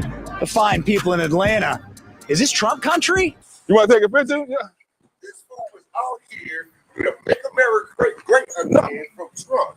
Trump country, baby. West side Atlanta, let's go. What started off as unlikely, impossible, is now. If you ain't saw that, go to the channel and see that. Go to the channel and see this video. Then I'm going to release this video. Let me see, tomorrow. I'm going to release this video. Where is this video at? I'm going to release this video tomorrow. It's a 5-minute video, but it's going to be, let me see. It's going to be, is it on here? Did I download it? I don't think I downloaded it. Did I download it? Did it download? Let me see the download. Oh, yes, it downloaded. So let me refresh it, right? Because it did download. Right? Here we go, right here. I'm gonna release this video tomorrow. Right? This is the exchanging crackheads, right? Crackhead exchange program. The crackhead exchange program, right? Let me go right here. Right here. Let's see. Right here. I'll release this video tomorrow. Go in the middle. Give y'all a minute of this. You gotta watch the other video, then I'm gonna release this video. Go to the other channel, Black Rosebud, BLQ. You with it? You like your crackhead family? Oh, come on, man. Gotta sign them up. Don't get me real. I'm a real nigga. You feel? I ain't gonna say homeless, they crackheads. You know what I'm saying? They're not homeless, they crackheads. You need a white crackhead in your family. You recording? No, you better not record me. Instead of giving it to the shelter, we're gonna give it to the people. We got a crackhead staying with. We got a program. We got rehabilitated homeless women. You know what I'm saying? Looking for a place to stay with a nice young man or something like that. You interested? I'm sorry, but you probably doing some shit over there.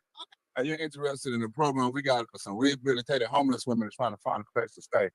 They look good, brother. They rehabilitated everything. No, is that for real? Yeah, it's a real program. Shit, it's a real program. I don't need a place to stay. They getting off of crystal meth and they need a place to stay. And you know, they coming out of rehab. This is a real thing. You wouldn't want no crackhead? No, this is but we got powder, we got alcoholic benches, we got pain medication benches. Why would it be a skit? I don't know. Don't need no rehab. People want to play, man. No, man. The whole thing not rehab. They need a place to stay. You homeless, brother?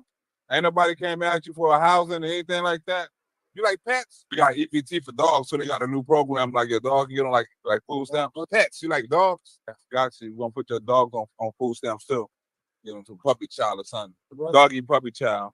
It's a homeless man right down the street. He looking for a place. He got a dog. And he looking for a place to stay with his dog, and the government will pay you extra money and stuff like that. If you got like a backyard, you can build a tent in with him and his dog. Okay, you got an extra room in your apartment, like in the living room for him and the dog. Don't we want to leave the pets out because the pets be homeless too, they be starving and all that shit too. Okay, thank you. I was just looking out. Here goes some money, brother. That's all I got right now. Thank you, brother. Thank you. Keep hope alive, man. And we're going to get your dog some help. We're going to move you in with a dog. We're going to find you a place with a dog. My friend. We're trying to have homeless people get fair employment. Right. We're gonna say the skit. I'm gonna release the whole skit tomorrow. You didn't see the beginning, or I ain't gonna let you see the end. I'll just let you see a couple of things in the middle. You know what I'm saying? But I'm gonna release it tomorrow. Watch the other one. I'm gonna do more skits like that, more hidden camera skits like that. I just gotta, you know what I'm saying, raise more money, get more better equipment and stuff like that. But I got a cameraman, and we're gonna work with the equipment we got until I raise the money to get the equipment we need. You know what I'm saying? So if you want to donate or do something like that, you know what I'm saying, you can hit that donation button. I'll leave a donation thing up on the videos that I put up.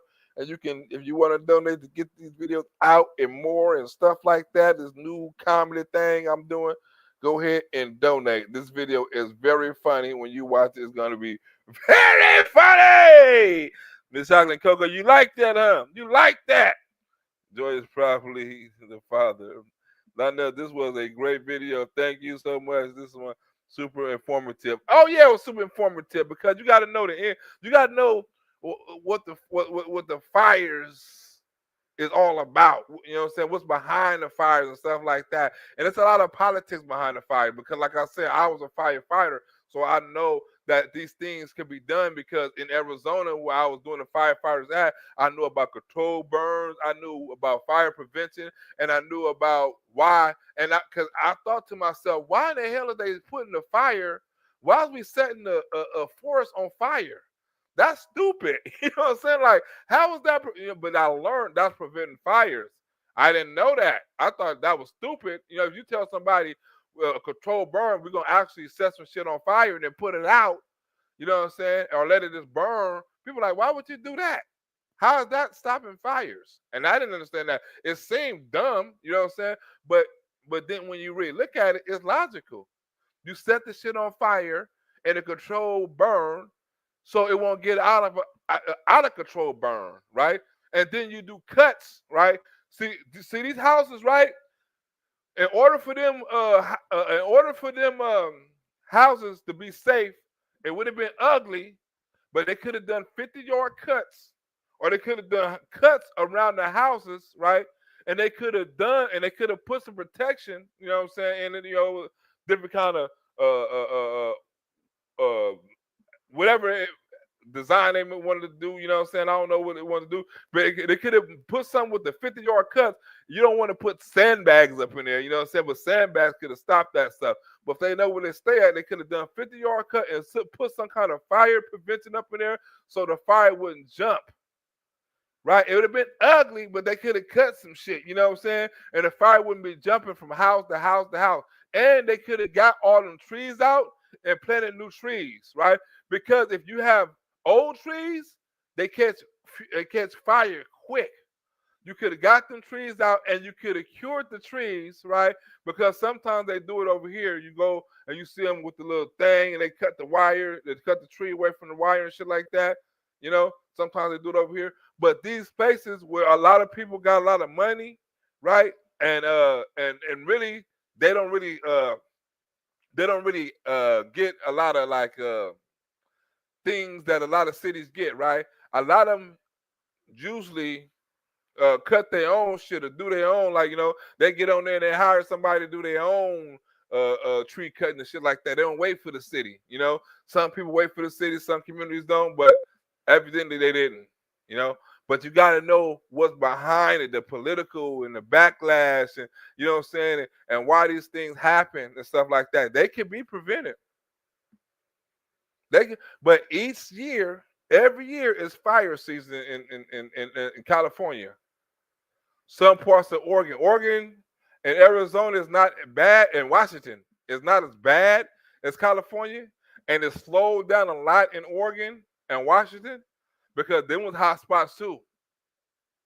You get sent to Oregon quick, right by the border. So right by the border, you get sent by Oregon, you get sent by Washington, you get sent, you know what I'm saying, all kind of places. But you already know it's gonna be fire season. Everybody in California know about fire season. Oh, the Santa Ana winds, that's another one. It's all about the winds. You got the Santa Ana winds, you got the such and such winds, you know, and we know when the wind's coming. Why you can't prepare for the wind? Why don't do the why when it's fire season, you know what I'm saying, you don't set up the sand, you don't have to set up the sandbags all year. Think about this. You don't have to do the sandbags all year, right? Because it's not fire season all year. You only have to do it during fire season. When it's windy, when it's dry, ain't no wind blowing and nothing like that, and the embers don't blow, nothing, you don't need to do it. It'll burn itself out. But when you know the fire season is coming, every community that lives on grassland should put some kind of precaution, or the city should, or the state, or somebody should put some precaution up just in case these things do happen. It's only for it's longer than that.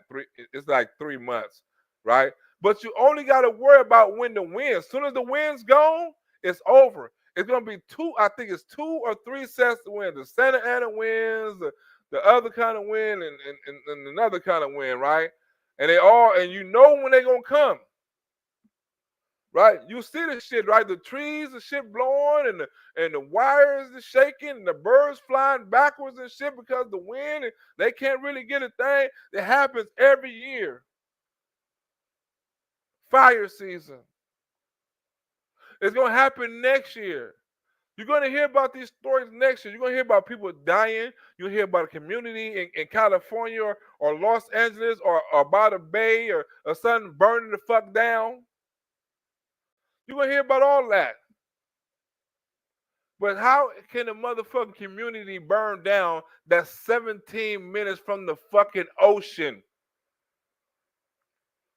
That's why you don't see nobody in LA feeling bad for certain people and stuff like that, because we know for a fact that most of them people don't even live in them homes, them vacation homes.